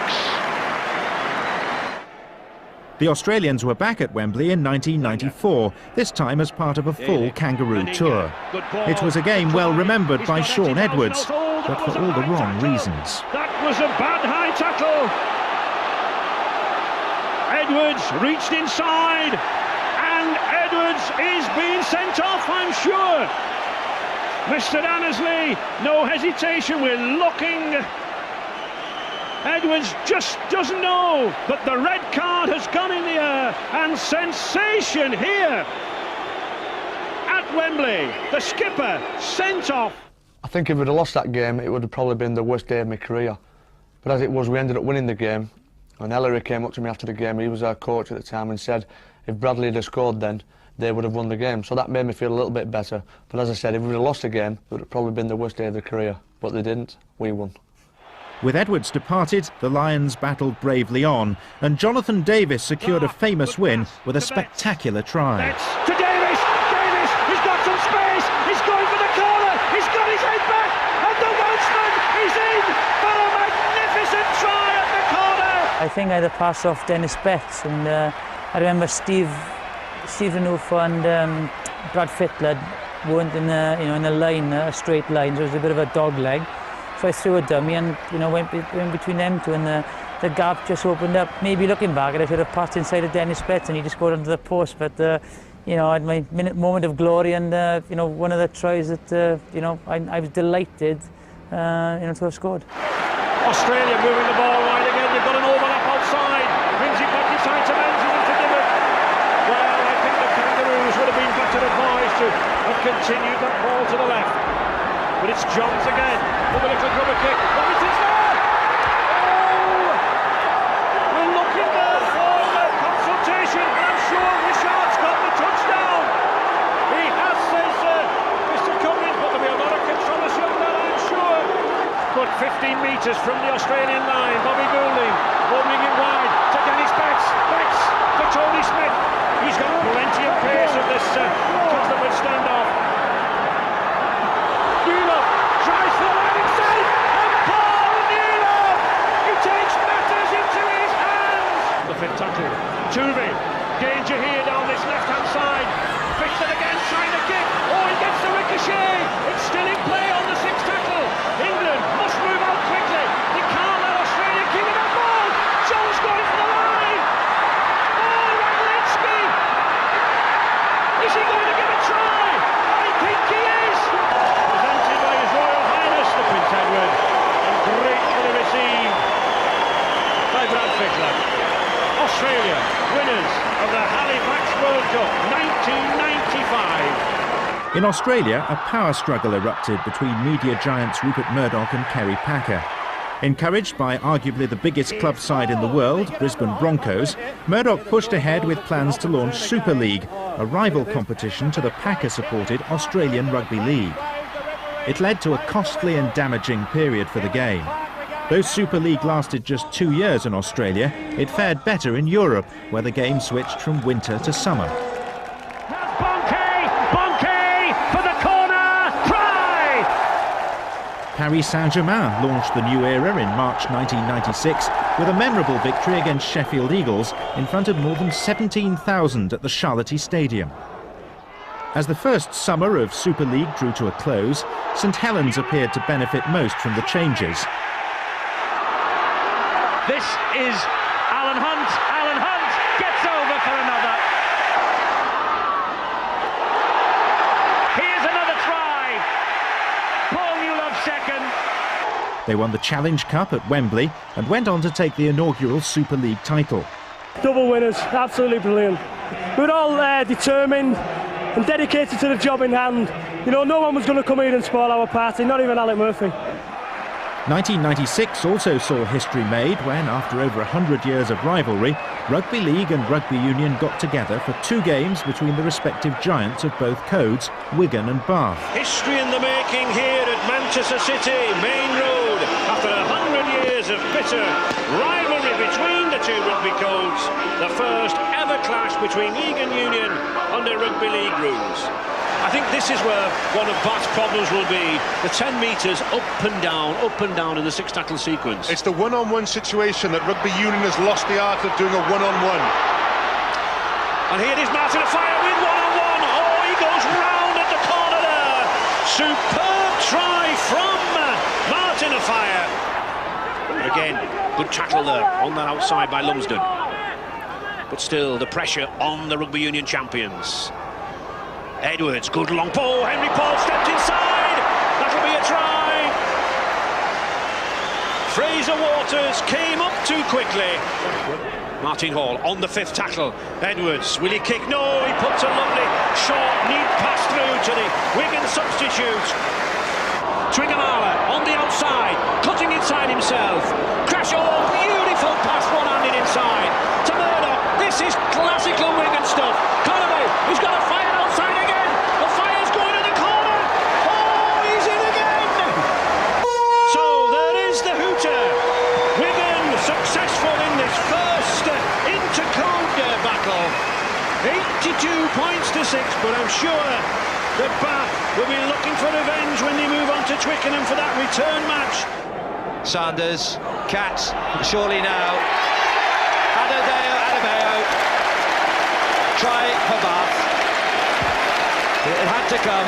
In the return at Twickenham under Union rules, Wigan lost, but still provided the highlight with this stunning try. Switch inside to Yates. Good work by Mick Cassidy. Katz to Glanville. Hurled to the ground. Ball shoots up. A fire to Radlinski. Watch for the counter-attack here, and it's really on now. Radlinski with good pace. Henry Paul looks for the switch and comes inside now. Still Henry Paul, that lovely balanced style of running. This is a fire. Can he break clear? The double tackle comes in, but the support is there. And it's a tremendous run through to the line by Murdoch to score. Kicks the ball in triumph away. And the smallest man in the Wigan lineup, Craig Murdoch, gets the plaudits. The club that embraced the Super League era more than any other was Bradford Bulls. They led the way with innovative marketing and community-led projects that had huge crowds packing into Odsal. They were rewarded with the 1997 Super League crown. Just sit back and listen to this crowd go absolutely bananas. And he receives the trophy from Mike Fisher from Bass Brewers. And Bradford Bulls are champions of '97.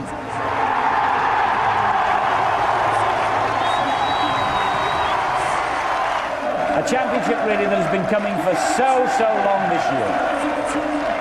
The best side in the Northern Hemisphere by a mile. 20 games, 20 victories. And not a soul is going home. No one is leaving the scene. After all their success in the early part of the decade, Wigan had landed on relatively barren times. But in 1998, they were sure another Wembley appearance would spark a return to the good times. Sheffield Eagles had other ideas. He does, Broadbent gets there! Tremendous attack down that left-hand side, on the fifth tackle. Robinson's underneath it! Oh, he's missed it! Is in there for the first try!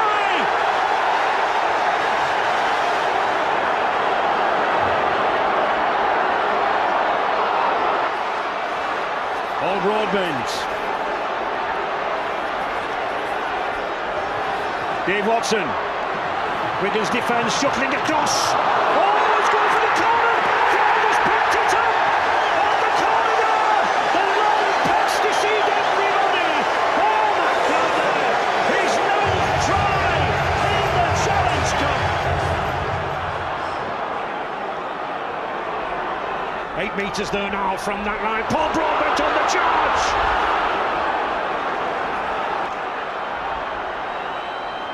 Turner just held up, is he now? The referee is having a word with the in-goal judge, and he's given the try. He does get held up. He forces his struggles in. Just watch the right hand pop out and put the ball down. Bang on the line, and that's a try. McCormick again from the acting half-back. Henry Paul to Betts. They've got space here. Ball's going in the corner. And Wigan have pulled a try back. Mark Bell.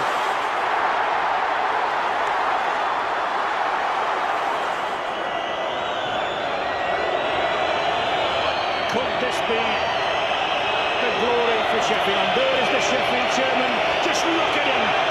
He knows success is so near.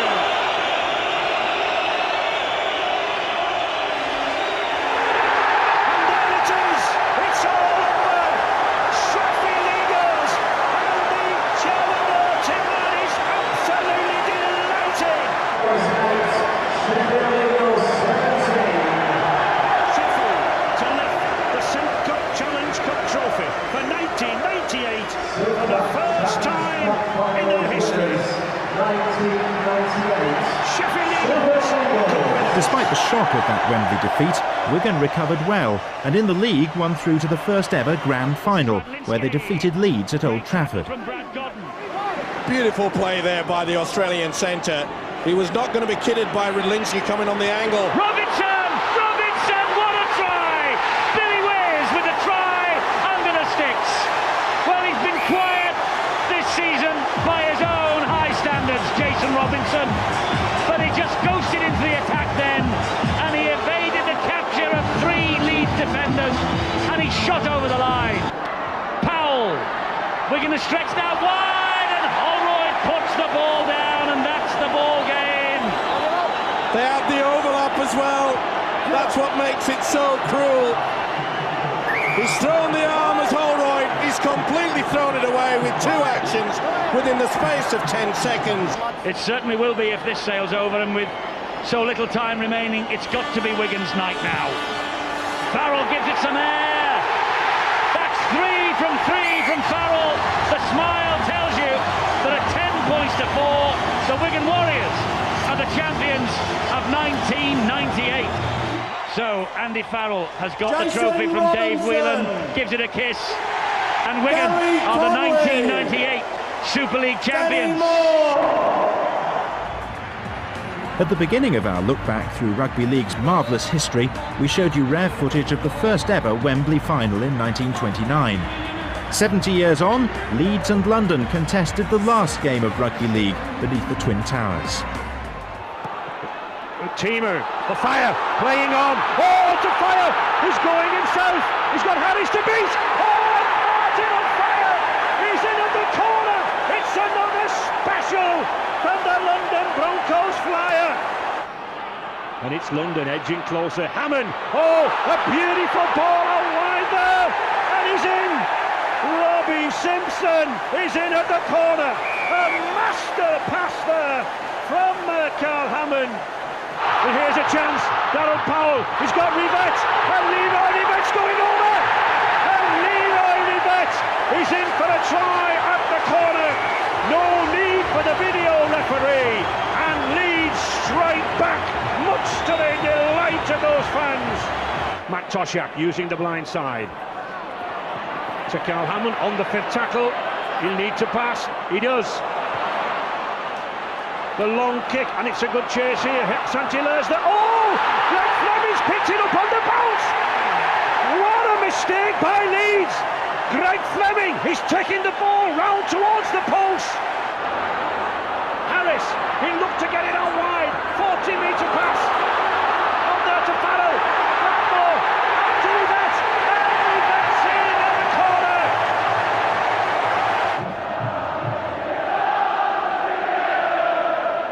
And suddenly, 30,000 Yorkshire voices in song on the terraces as they sense Leeds possibly looking for a first Challenge Cup final win in 21 years. Oh, a beautiful pass to Adrian Morley, but again another terrific tackle from Tollett.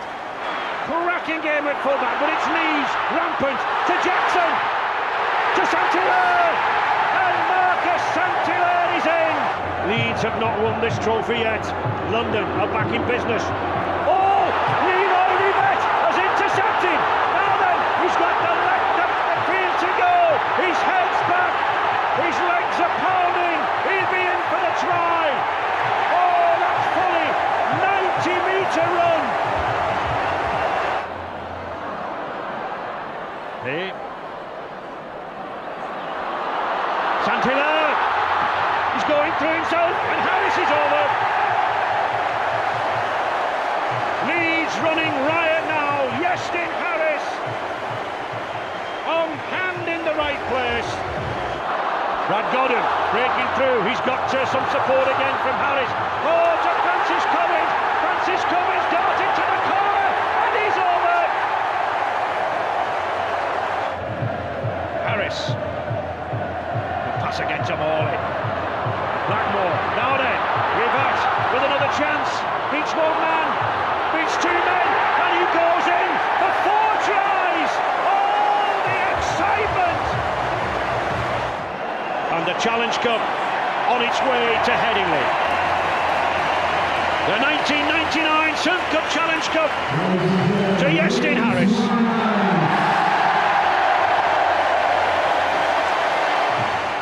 Bradford and St Helens were establishing themselves as the dominant forces in the Super League era, and they met in the 1999 Grand Final.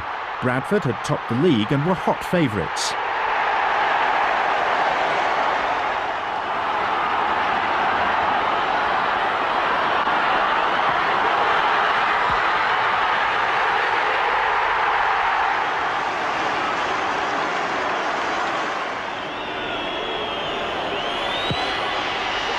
It was a stunning victory for Saints and their coach Ellery Hanley. In his first season in charge, he'd landed the biggest prize on offer. With Wembley awaiting redevelopment, the RFL took the 2000 Challenge Cup final north of the border to Murrayfield. The game was threatened by torrential rain and flooding, but arch rivals Bradford and Leeds served up a treat. And that's a good chance there. It looks like a try for Bradford. Michael Withers. Lowe's moving it nicely down the blind side. Bradford play a lot down the blind side. They often send a forward or a big centre scuttling down there, drag the Leeds covered across. Another chance there! Oh, another chance here! And he's in again! Withers is in again! Again the blind side. Good switch there to McAvoy. Now then, he's got one man to beat. Oh, he scored! The easiest of tries, contemptuously! He scored! And the fifth tackle. Surely a kick. It is. Oh! He scored again! Sheridan. Again testing the wing. Oh, Leeds have got it! Good ball from Cummins. Hey, can't get over! Or does he? Yes, I think it is!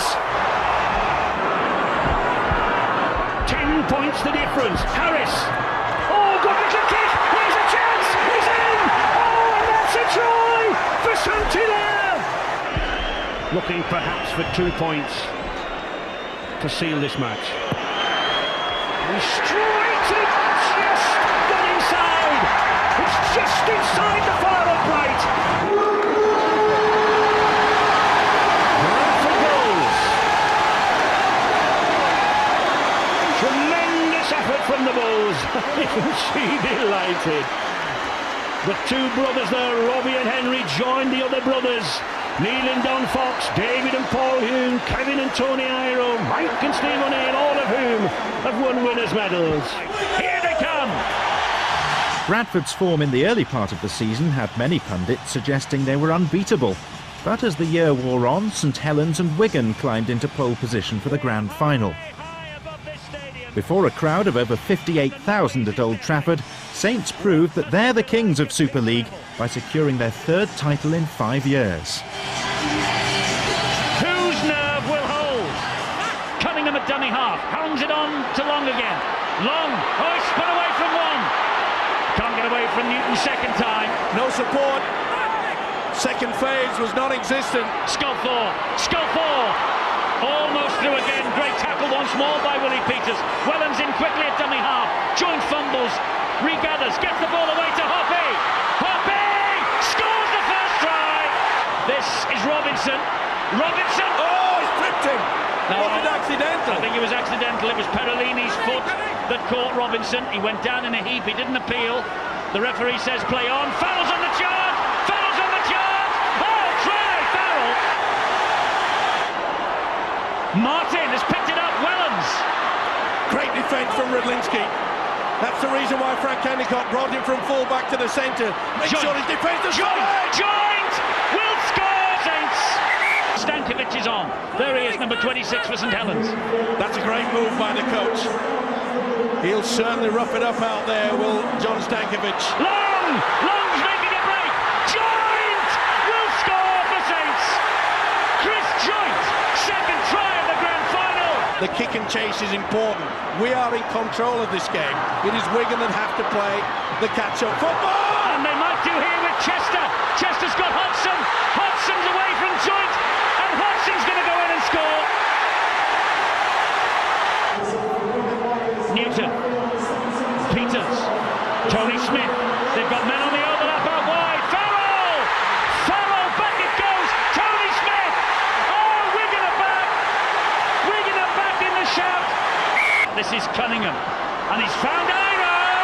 They've got the support. Oh, he dropped it. It went backwards. Play on. Iro's pass on the inside. That could have sealed it. Saints still not done. Tommy Martin. Stankovic. Big hits again in defence by Wigan. What a great tackle from Bruno. Long. Martin. Wide to Tuilangi. Tuilangi gets it. Tuilangi gets the try. It's on. The celebrations are underway off the field. They've got 20 seconds before the celebrations start on it. And Stankovic. Sullivan's there. They're going to finish. They're going to finish with a try. Yonkers gets the try. St Helens are the champions. Cue the celebrations. Get the champagne off ice. Saints have won. Saints have won back-to-back titles for the first time in 30 years. In the build-up to the grand final of 2000, the playoff match between St Helens and Bradford saw one of the greatest ever tries in the history of the game. The Bulls were just seconds away from victory when Chris Joint of St Helens scored this memorable touchdown. Here is Long, and Long fancies it. Long fancies it. It's wide to West. It's wide to West. Dwayne West inside to Joint. Joint, Joint, Joint! Oh! Oh! Fantastic! They've won it! They've won it! They've won it! Chris Joint has won it! As I can recall, Shaun Long ends up with it in his hand. He put an outrageous kick in to his right, and Kevin Iro did the old goalkeeper and grassed it out the air. A bit of basketball between the lads. Ends up back in Shaun Long's hands. He skips off to his left and beats a few men into the hands of Westy, Dwayne West. He knocks a few off down the left-hand flank. I've been in that position many times before, not as significant as a try as what was scored that evening, but I knew I was going, and all the rest is history. The action continued thick and fast in the autumn of 2000, with 16 nations contesting the World Cup. England versus Australia was the pick of the first stage matches, and with Wembley Stadium unavailable, Twickenham played host to this one. Kick over the top for Wendell Saylor, who's been left completely on his own, and Saylor is over and will score the opening try for Australia. More they expected and wanted the pass. Tallis. Fielden around the waist, but unable to wrap him up, and look at the speed of the movement of the ball to Gidley and Wendell Saylor, his second. Among the teams taking part were Samoa, the Cook Islands and even the Lebanon, a clear indication that the game of rugby league really is spreading throughout the world. Wales came close to causing a major upset when for 60 minutes they more than held their own against the mighty Australians in their semi-final matchup. Eventually, though, the holders prevailed. Just a couple of tackles remaining now in this thing. Oh, that's a good run by Gower down that short side. Gets the ball round to Saylor. Beautiful stuff. Try at the corner. Absolute magnificent skills there. Superb play by Gidler. A try is awarded. Harris. Watson. Back to Farrell. Has he got support? Yes. Watson going for the line. Can he get over? Yes, he does. Oh, tremendous try there for Ian Watson. On the fifth tackle. Now then, what will Harris pull out from the drawer? Oh, it's a good pass. Here's a chance. Wales are going in. And Tassel has scored. Chris Tassel has scored out wide. Wales go in the lead. The Australians are absolutely stunned, and so I think he's tried Griffiths. That's a big kick too. Lockyer's underneath it. Breers is going for it. Breers has got it. And Lee Breers has scored under the post. Fantastic performance. Clyde Griffiths can hardly believe it. Australia are absolutely on the rack here. So another set of six, the fourth set of six, the sequence that we've had. Still Wales defending for dear life. Australia looking for the try to put them back in the game. Is this it? Is this it? Yes, I think it is. And it's that man, Brian Fletcher. Saylor coming away, gets it there. Good strong burst to Kennedy. Can he make it? Oh, beautiful flick back there. Scott Hill. Still in possession to try. Ben Kennedy. In the other semi-final, England proved no match for New Zealand, going down by 49 points to 6. Targeted Tony Smith, 2 runs straight at his opposite number, trying to find a little bit of a weakness, but there was none there, but there is here. And Stephen Kearney is in for the first try after less than 3 minutes of play. Just the start that England could not afford. Deacon to Farrell. So hard was the tackle that it's come loose, and now New Zealand could go all the way. Nigel Vangenaar. Wellens trying to get back at him. Despairing dive. Vangenaar has gone nearly 90 metres and wonderfully has been pulled back by Jamie Peacock, who's only just arrived on the pitch. England though in trouble. Vainicolo barging over. Tim Mander got a good view. This will be a try. His touch judges and gives New Zealand a try.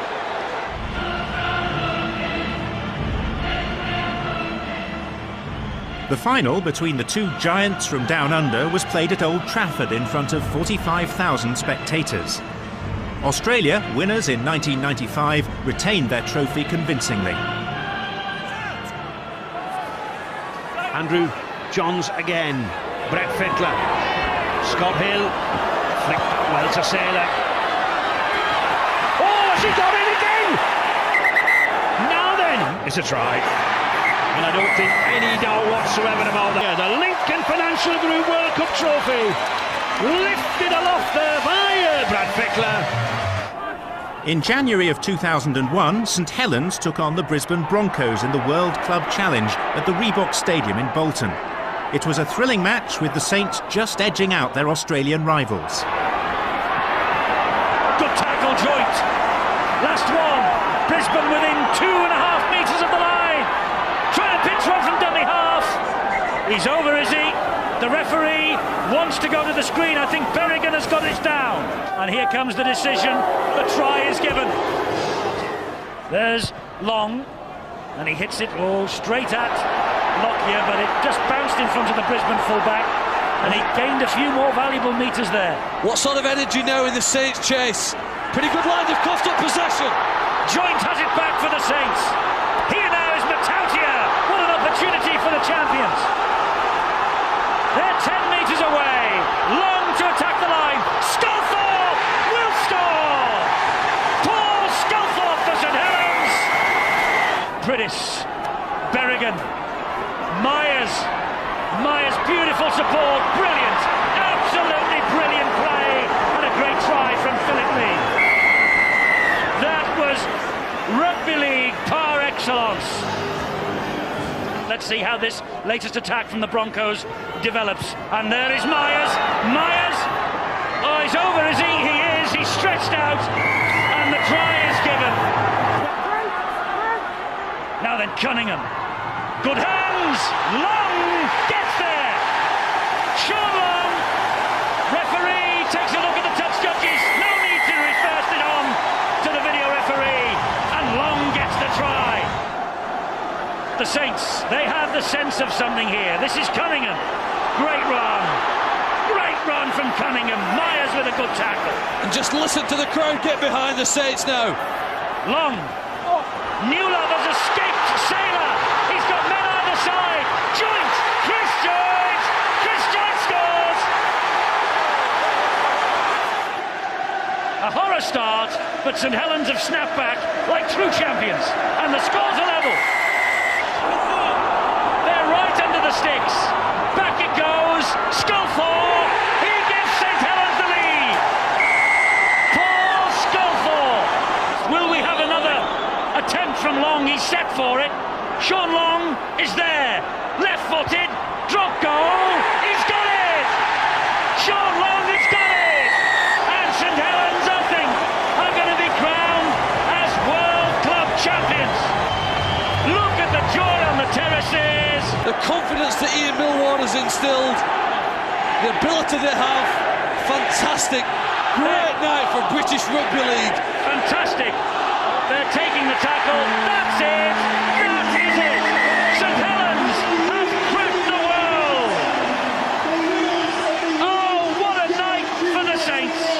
St Helens are the champions of the world. Twickenham, the home of English Rugby Union, was the scene of the 2001 Challenge Cup final. Defences were dominant as St Helens triumphed over the Bulls in a low-scoring encounter. Not the best of times then now for Bradford. Very difficult to defend against a side like St Helens. And they're moving it wide. Good second rubber kick there. Sculthorpe racing for it. The bounce off the post confusing everybody. Nickel. Back to Long again. With the kick. Martin going for it. Martin surely has got that first try. See Withers coming into shot there. What happened? He was pulled in with a previous kick that hit the post, so he was drawn out of position. And that's good half-back play. Jimmy, come on! And Damien down there. Yeah, Bradford trying to play a bit of a specialist kicking game, but St Helens covering it well. Shaun Long dropping back, almost playing three at the back in football style. Wellens, Long and Sullivan covering the kicks from Henry Paul. And here is Long now on the attack. Tommy Martin. Nice dummy. Bradford watching these two centres, Newlove and Iro. Another kick again. Superbly picked up. Oh, it's a try, surely, for Kieran Cunningham. Yeah, they need to be aware, Bradford. You know, that's their tactic now. Ball deflects off the Bradford player, and Withers can't do anything. It's a stroll in the park for Kieran Cunningham.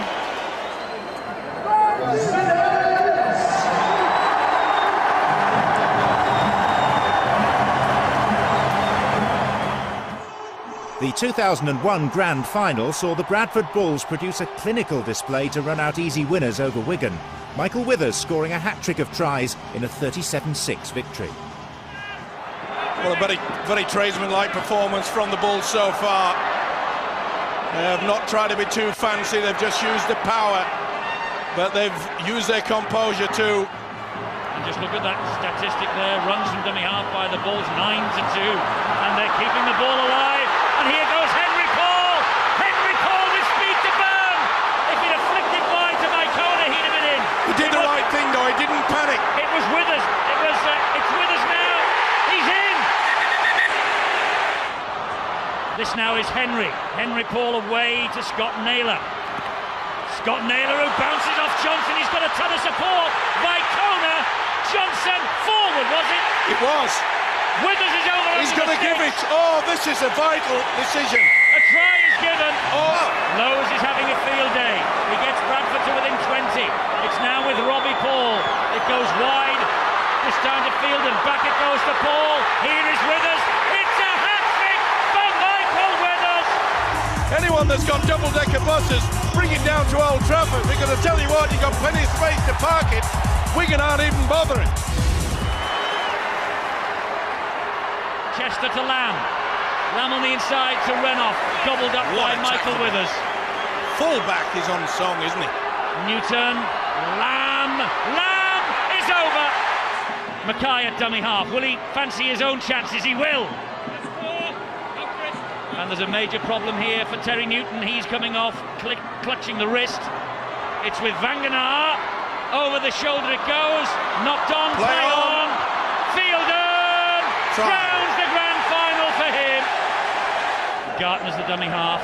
Deacon floats it wide to Henry Paul again. Wigan are fatigued. They've got 9 minutes to wait till the final siren. Here's Deacon, hungry, and stabs it for Mackay, who will score another. Brian, you were confident before the game. Were you that confident? Oh, in your dreams, really, you don't think you're going to be involved in one way, thing like that. But I thought we could do a number on them all week. I really did, and that's a testament to the players, their desire this evening and their will to win and to show that they're the best team in the competition and get the accolades. I'm so delighted for them and everybody at Bradford, and a little bit for myself. But there's a lot of spirit out there because people talk about tactics and things like that, and about technical and tactical things. But that was a win for team spirit.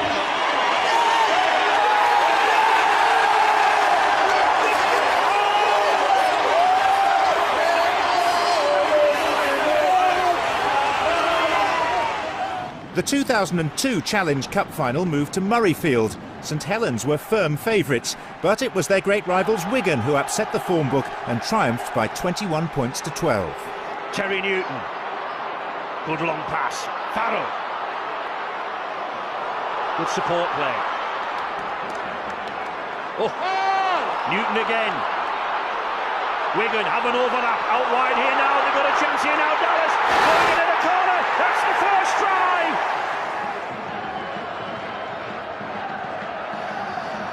O'Neill and Lamb. This boy, Adrian Lamb from Papua New Guinea, causing a lot of damage in midfield. He's got the ball away. There is Lamb. Oh, and Lamb is over. Adrian Lamb from Papua New Guinea. Long this time. Good left-footed kick.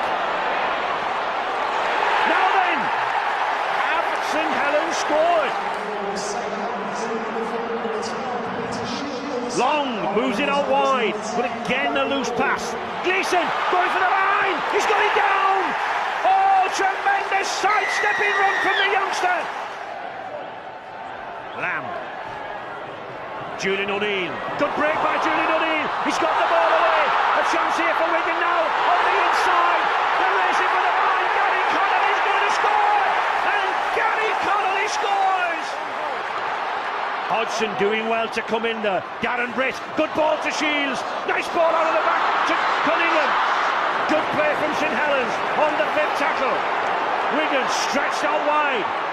Cunningham with the pass. A chance here for St Helens. Sculthorpe's going over. And I think Sculthorpe has scored out wide here. He's got his the palm of his hand, grasp around that ball. I don't think there'll be a problem here. There isn't. The 2002 Challenge Cup winners, Wigan.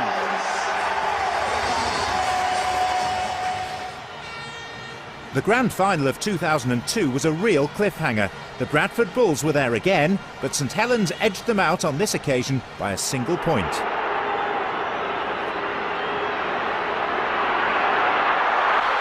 And here come the Bulls with Withers.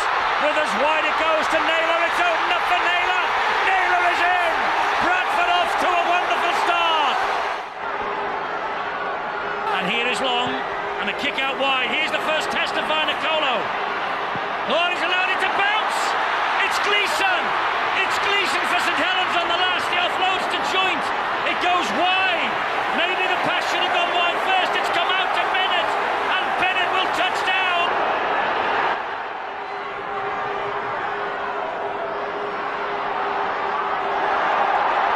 He's lost it to Cunningham. And Cunningham's away from Wall, and he gets it away to Long. And Shaun scores for Saints. Robbie Paul at dummy half. Deacon now. Anderson on his inside. Flips it back to McDermott. Brilliant hands. Robbie Paul for Bradford. Sculthorpe. He will. No, he's short. He's 6 inches short. What a tackle from Gilmore. He kept him out somehow. Cunningham. Wide to Long. Wide to Gleeson. They're in this time. This is the moment for Long. This is the moment for Long. He's kicked it. Long has kicked it. Long has kicked the goal that will win the grand final.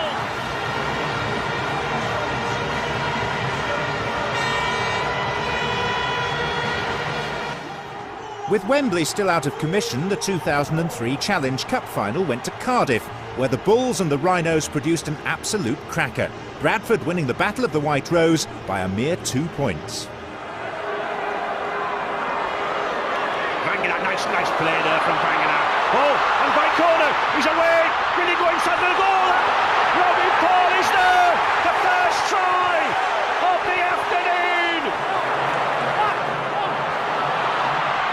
Here's a chance. It's just how short is Connolly, but has he got it down? He has. Matt Adamson, Sinfield to the corner, the struggle here. Oh, I think McKenna's got it down, has he? Wonderful play there. Bradford looking to go into the half-time with some points. Trailing by 14 points to 8. 2 minutes remaining here. Lowe's. Haven't seen his usual authority around that ruck area. Leon Price. Deacon. Good pass, good reverse pass too. I think the chip. Oh! I think Vainicolo's come from nowhere. James Lowe's. Price, little shimmy. He's very light on his feet, but even though he's 6'4", this lad. Lowe's again. Peacock trying to crash in. Oh, now then. We'll have to check. Oh, no, not the video ref again. Make a decision, referee.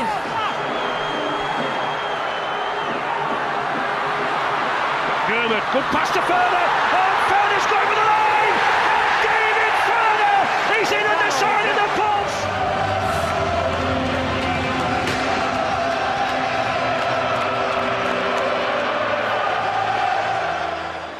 Whilst the Challenge Cups and Grand Finals tend to get most of the limelight, teams in the lower divisions continue to ply their trade and uphold the tradition and history of this great game.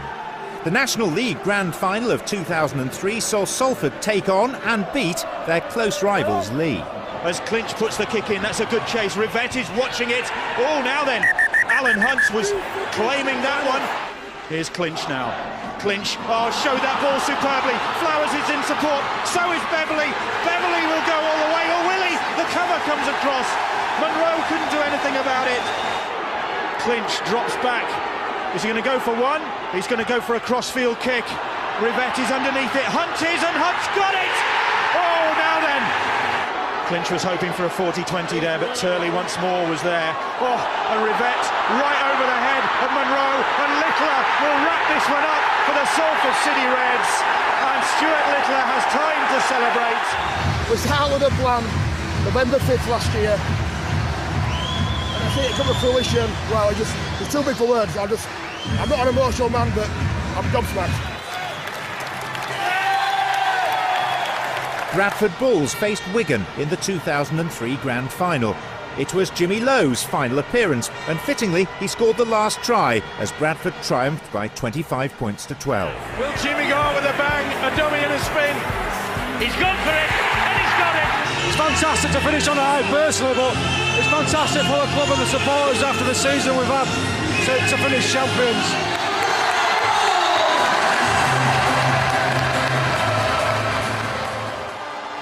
The fans of St Helens and Wigan painted Cardiff red in 2004 as their heroes faced each other in the Challenge Cup final. Nearly 74,000 looked on as the Saints went marching in. Danny Orr. Redlinski. Oh, he's dropped the ball. Now then, St Helens coming away. They've got an overlap on this far side here. Here's a chance to the corner. Oh, that's a try for Lee Gilmore. Lamb coming more and more into this game with Farrell. Nice slip inside there. Hawk. Good passing again. Oh, here's Wigan this time. Now then, was he obstructed there? It's a try! Terry Newton's picked it up. Chris Joint relinquished the captaincy this season in favour of Paul Sculthorpe. Cunningham shrugging off 2 or 3, battling away. Oh, he's dangerous near this line. Under-fit tackle, 5 metres from this Wigan line. Shaun Long, another little stop of a kick. Saints going for it. Oh, I think Saints are over. Willie Tallow, just look at the grin. Mistake by Gleeson. Terry Newton burrowing under. Can Wigan grab some points back here? Another 6 tackles. Adrian Lamb, surely he's in at the corner. He is. Brett Dallas is in at the corner. Saints wanting another score. Hooper, good ball. Back again. Sculthorpe. Oh, can he get over there, Wellens? Yes, he can. Oh, and St Helens has scored. Jason Hooper, strong man, been in terrific form this year, the former St George player. Cunningham, oh, good pass. Now then, Wigan coming away now. Oh, and would you believe it, back again to Sculthorpe. Back to another 6. St Helens, Shaun Long, Sculthorpe going for the line. He's over. Lifts the 9th Challenge Cup win for St Helens. The 3rd success over Wigan, their deadly rivals. The 2004 Grand Final was an all-Yorkshire affair. A capacity crowd saw Leeds Rhinos take the honours against the Bradford Bulls. Danny Maguire scoring the winning try for the Rhinos in his first ever Grand Final. Danny Maguire for Leeds! The young hero to win the Grand Final, maybe! It's awesome, to be honest with you. The best feeling I've ever had, really. To play 28, 30 games through the year, and then it all boils down to one game where you've got to turn it on, really, and it's just a massive occasion at Old Trafford, and it's something that I'll probably never ever forget for the rest of my life. For the 3rd successive season, the Millennium Stadium in Cardiff played host to the Challenge Cup final of 2005, and it was a classic as Hull FC edged out Leeds Rhinos with Paul Cook scoring the clinching try. Oh, the pressure's still on. That's another 6. Another 6 tackles to Hull. Now then, can they snatch the Challenge Cup here from Leeds grass? 5 remaining. 10 metres from the line. Richard Horn swings him back to the left. There's danger out here. Cook's going through. And he's underneath the post. Unbelievable. Paul Cook, the hero of the semi-final. And this says a lot for the reserves of energy, the resilience and the character of this whole side. Paul Cook striding through. Really focused, Phil. And he puts it down under the post. And now, the presentation of the trophy to the skipper, Richard Swain. And there it is, the 36-inch high silver trophy will stand at the KC Stadium in Hull for the next 12 months, and deservedly so. The Bradford Bulls continued their love affair with Old Trafford in the 2005 Grand Final. It was their 5th successive appearance, and it saw them beat the Leeds Rhinos, gaining sweet revenge for 2004. There is Justin Harris. Vanganar is on his inside. Big Joe will drive it towards the sticks again. They are 3.5, 4 metres shy of the posts as Henderson gives it to Deacon. Deacon then to Justin Harris. Harris delays the pass. And the tackle has moved in on tackle number 4, Paul Johnson. Back to Deacon. Deacon then long to Leon Price. Oh, it's opened up for Leon Price. It has opened up for Price. And Leon Price scores for Bradford. Robbie Paul. Deacon. Justin Harris. Short pass. Johnson. They get him down, but only just 3 tackles. They're 10 metres away. Deacon. Not the best to Langley, had to stop. Langley though, Langley still going. They're falling off them, Leeds defenders. Leslie will not be stopped. Leslie Vainicolo will not be denied this time. The Bradford Bulls are the champions of 2005. The best team I've coached in respect to spirit and character and desire. They've set their stall out. You can't praise them enough. The players were magnificent tonight. The Challenge Cups of 2006, 2007 and 2008 saw a hat-trick of wins for St Helens. Wembley opened its doors once again in 2007, and for the first time ever there was a French presence in the showpiece event, thanks to the Catalans Dragons. Sit back now and enjoy a compilation of the very best of the action in those 3 victories by the mighty Saints.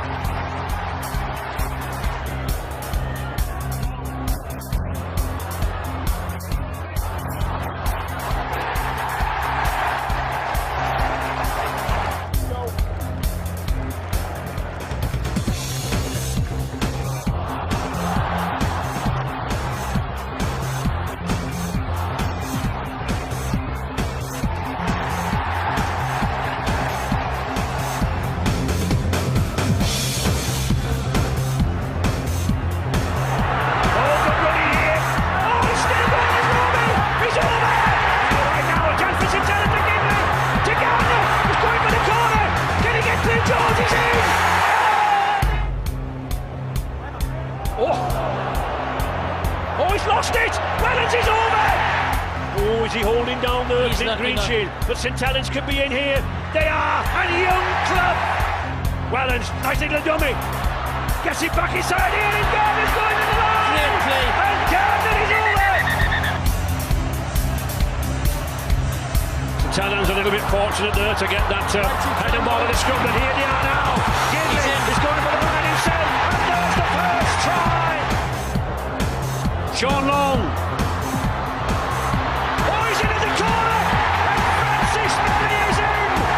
Good chance now! Oh! Here's a chance! Going for the line! John Wilkin.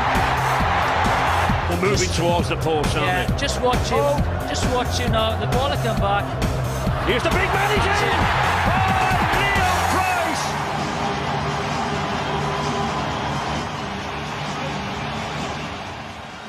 The 2006 Grand Final was another triumph for St Helens. Hull were the opposition, but the Saints were simply too hot to handle in a game that saw Kieran Cunningham score his 150th try for the Lancashire outfit. Now, Graham. It's curtains now as Saints roll over for a TRY. Cunningham short ball, fast of Lou, gets the ball away, Cunningham! He has scored, Cunningham! Kieran Cunningham! Is it down? There will be no doubt. Well, they've had a few celebrations already this year. They've wasted far too much champagne, spraying it over all and sundry out there. But it's a wonderful, wonderful moment when you are the winners. In the grand finals of 2007 and 2008, Leeds brought a halt to St Helens' domination by winning on both occasions. Here are the best moments from a Rhinos outfit that was right on top of its game. Diskin to Maguire. Delayed the pass, found Sinfield, waited for the arrival of Webb. Good hands, Scott Donald. Donald inside. Here is Webb. And Webb gets the first try. Off the deck, and here is Lee Smith. Now it's Lautiti. 6 to go for Leeds. Do they know? Do they need them?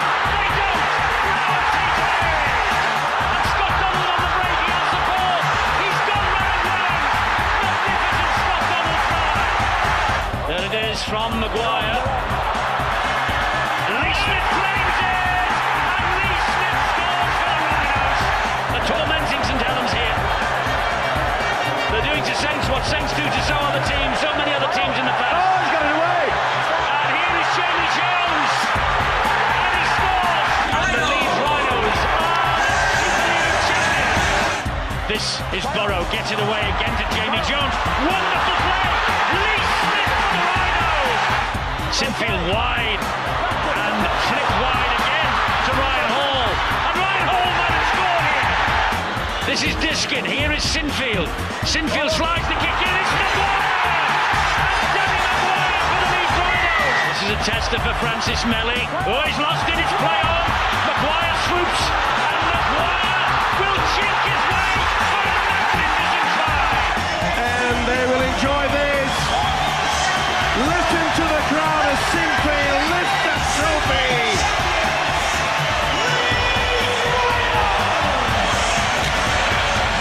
The World Club Challenge had continued right through the first part of the 21st century, and English clubs continued to dominate, with St Helens and then Leeds triumphing in 2007 and 2008.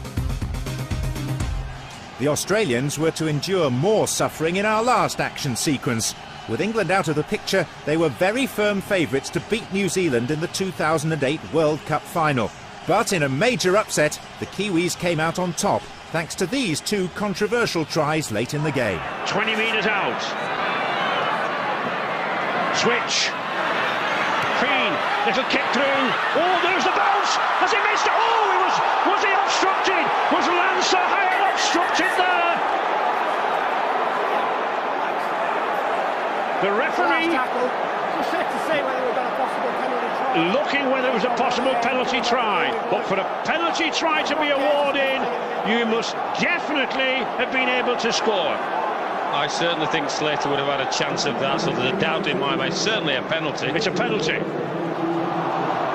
He's still unsure, as Mr. Ganson. This is a very, very vital one. The World Cup could hinge on this decision. Two men whose year of work could be made or ruined. Penalty try! Oh, a penalty try awarded to New Zealand! A bold, brave decision! Feen, Benji Marshall. On the fifth tackle. Feen again, flicks it back. Marshall. A tricky kick. Knock on. Well, about 5. Well, play on, he says. No, it can't be. Adam Burr puts the ball down, but... well, is he going to give a try? It looks about 3 or 4 knock-ons to me, Brian. They did to me as well, Ray. Let's have a look. Well, here we go, up in the air. Vatave flicks it back. Williams knocks on. Now, No, he doesn't. It's off his foot. It comes off his foot. I think they might adjudicate that actually Batavia. He kicks it. There's Smith. Comes back off the foot of Williams. And ever so cool, Adam Blair puts it down. Wayne Bennett, the former Australian coach, now assistant for the Kiwis. The try! And the video referee has given a try, and it's all over. The favourites are stunned. New Zealand, the champions of the world at Rugby League. So there you have it, the story of Rugby League. We've attempted in just 2 hours to bring you the key moments from over 110 years of history. To many people, it's the greatest team sport in the world, the fastest flowing, the most physically demanding game that excites people from Brisbane to Bradford. Rugby League is flourishing. The game has evolved to keep pace with modern society. The crowds are flocking to see exciting talent on show. The Super League Grand Final has seen its attendances double since its inception in 1998, and the sold-out signs are now put up early at Old Trafford. French team Catalan's Dragons have added a new dimension to the competition, whilst newly developed stadiums and better facilities allow more people to discover and enjoy this, the greatest of games. The rebuilt Wembley is back on the calendar. At international level, the Gillette Tri-Nations has reignited the fierce rivalry. Rugby League is my life and has fulfilled all of my dreams. I've lived for the sport and I truly do love the game. Now I hope you've enjoyed watching this DVD and I'll see you soon.